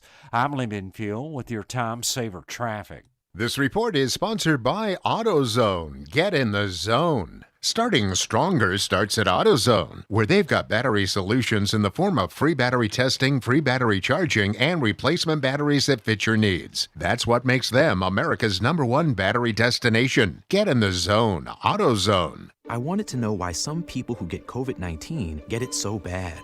I found out it may be because they have a high risk factor, such as heart disease, diabetes, being overweight, smoking, and asthma. Even if symptoms feel mild, these factors can increase your risk of COVID-19 turning severe. So if you're at high risk and test positive, there are things you can do, like asking your healthcare provider if an authorized oral treatment is right for you. Learn about an option at treatcovid19.com. This message is sponsored by Pfizer. Shop Macy's last-minute gift sale and save 20 to 60%, plus an extra 20% off great gift ideas with your coupon or Macy's card. Not sure what to get? Let them choose with a Macy's gift card. Shop your local Macy's early and late, and get your orders faster when you pick up curbside or in-store. Plus, spend your Macy's money on anything, no merchandise exclusions. Details at Macys.com/Macy's Money. Savings off sale and clearance prices, exclusions apply. Dell Technologies' Days of Deals for Business start now with fresh, limited quantity deals on tech to drive productivity. Save on select performance laptops and desktops powered by 12th Gen Intel Core processors. Don't forget special pricing on the latest monitors, docks, and accessories, plus free shipping on everything, and special financing with Dell Business Credit. Call a Dell Technologies advisor at 877-ASK-DELL. That's 877-ASK-DELL. Rogue Combat Club, Asheville's home for comprehensive martial arts training, has a goal for our community, one that's stronger, more fit, and unwavers in its support of one another. Rogue Combat Club's instructors have competed at the highest levels and offer classes for everyone from young children to adults in Brazilian Jiu-Jitsu, Muay Thai, and wrestling. Rogue Combat Club classes can help you boost your self-confidence and self-defense skills while weeding out the egos and intimidation found at other gyms. Join today at roguecombatclub.com. Since man created roads, they've been looking for ways to get off-road and vehicles to take them there. That's where Outlaw Off-Road comes in. A premier off-road center for Jeeps, trucks, and SUVs with a complete lineup of off-road and overland services, including maintenance and repair to make your vehicle all that it can be. Check out their location right here in Western North Carolina at 85 Avery Creek Road. Call them today at 828-974-8480 or visit them on the web at theoutlawoffroad.com. At Ingles Weather, we're celebrating Friday night rivals, televising college basketball games, bringing the Fan Fest to semi-pro soccer, or taking you out to the ball game at your minor league park. It's all in the bag. Ingles, low prices, love the savings. The coffee's the closer's on. Get them the money. Then when you get the money, you get the power. That watch costs more than your car. Then when you get the power, then you get the woman. Monday Night Football. Los Angeles Rams travel to Lambeau to take on the Green Bay Packers. Rams are a 9-point dog. Over under 39.5.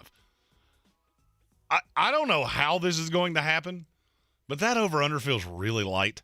So I'm going over the 39.5. I think Baker Mayfield will be just enough that the Rams will be able to score. I'm going over their implied team total at 14.5. I like the Rams tonight. I don't think they're going to win, but I do think this will be close. It will be close, unwatchable football. And tomorrow, all you're going to be inundated with is Baker Mayfield turning around the Los Angeles Rams. He's not. Give me the Rams plus the 9. Over 39.5. Over the 14.5 implied team total for the Los Angeles Rams. And then my favorite bet of the night, first player to score a touchdown, give me Romeo Doubs plus 1,400. You can take those wagers to betus.com, use the promo code Sportsocracy, and get a 125% deposit bonus on whatever you put into the account, up to $2,500. It was asked in the comments about the Rams' playoff chances. They are still alive. Technically, yes. 538 says it is an under a 0.1% chance. It is not 1%. It is 0.1% that the Rams can get into the playoffs. And it was also asked about the Raiders' chances. 538 has them, yes, at 5%. So basically, the Raiders are, you're saying there's a chance, and the Rams need an act of God.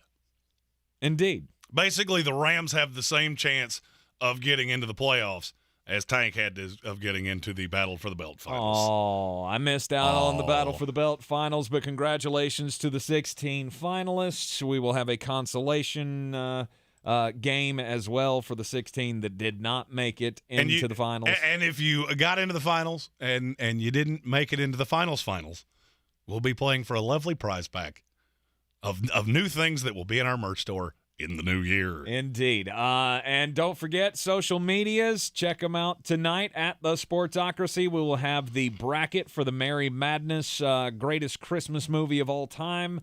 Bracket is going to be put out. Those should be coming out during Monday Night Football. I've got to go to a family gathering, and then I will be posting it out afterwards. Vote on your favorite movies in their matchups, and we will dwindle that down to the Sweet 16 tomorrow here in the Sportsocracy. Back with you at 3 on ESPN Asheville and YouTube.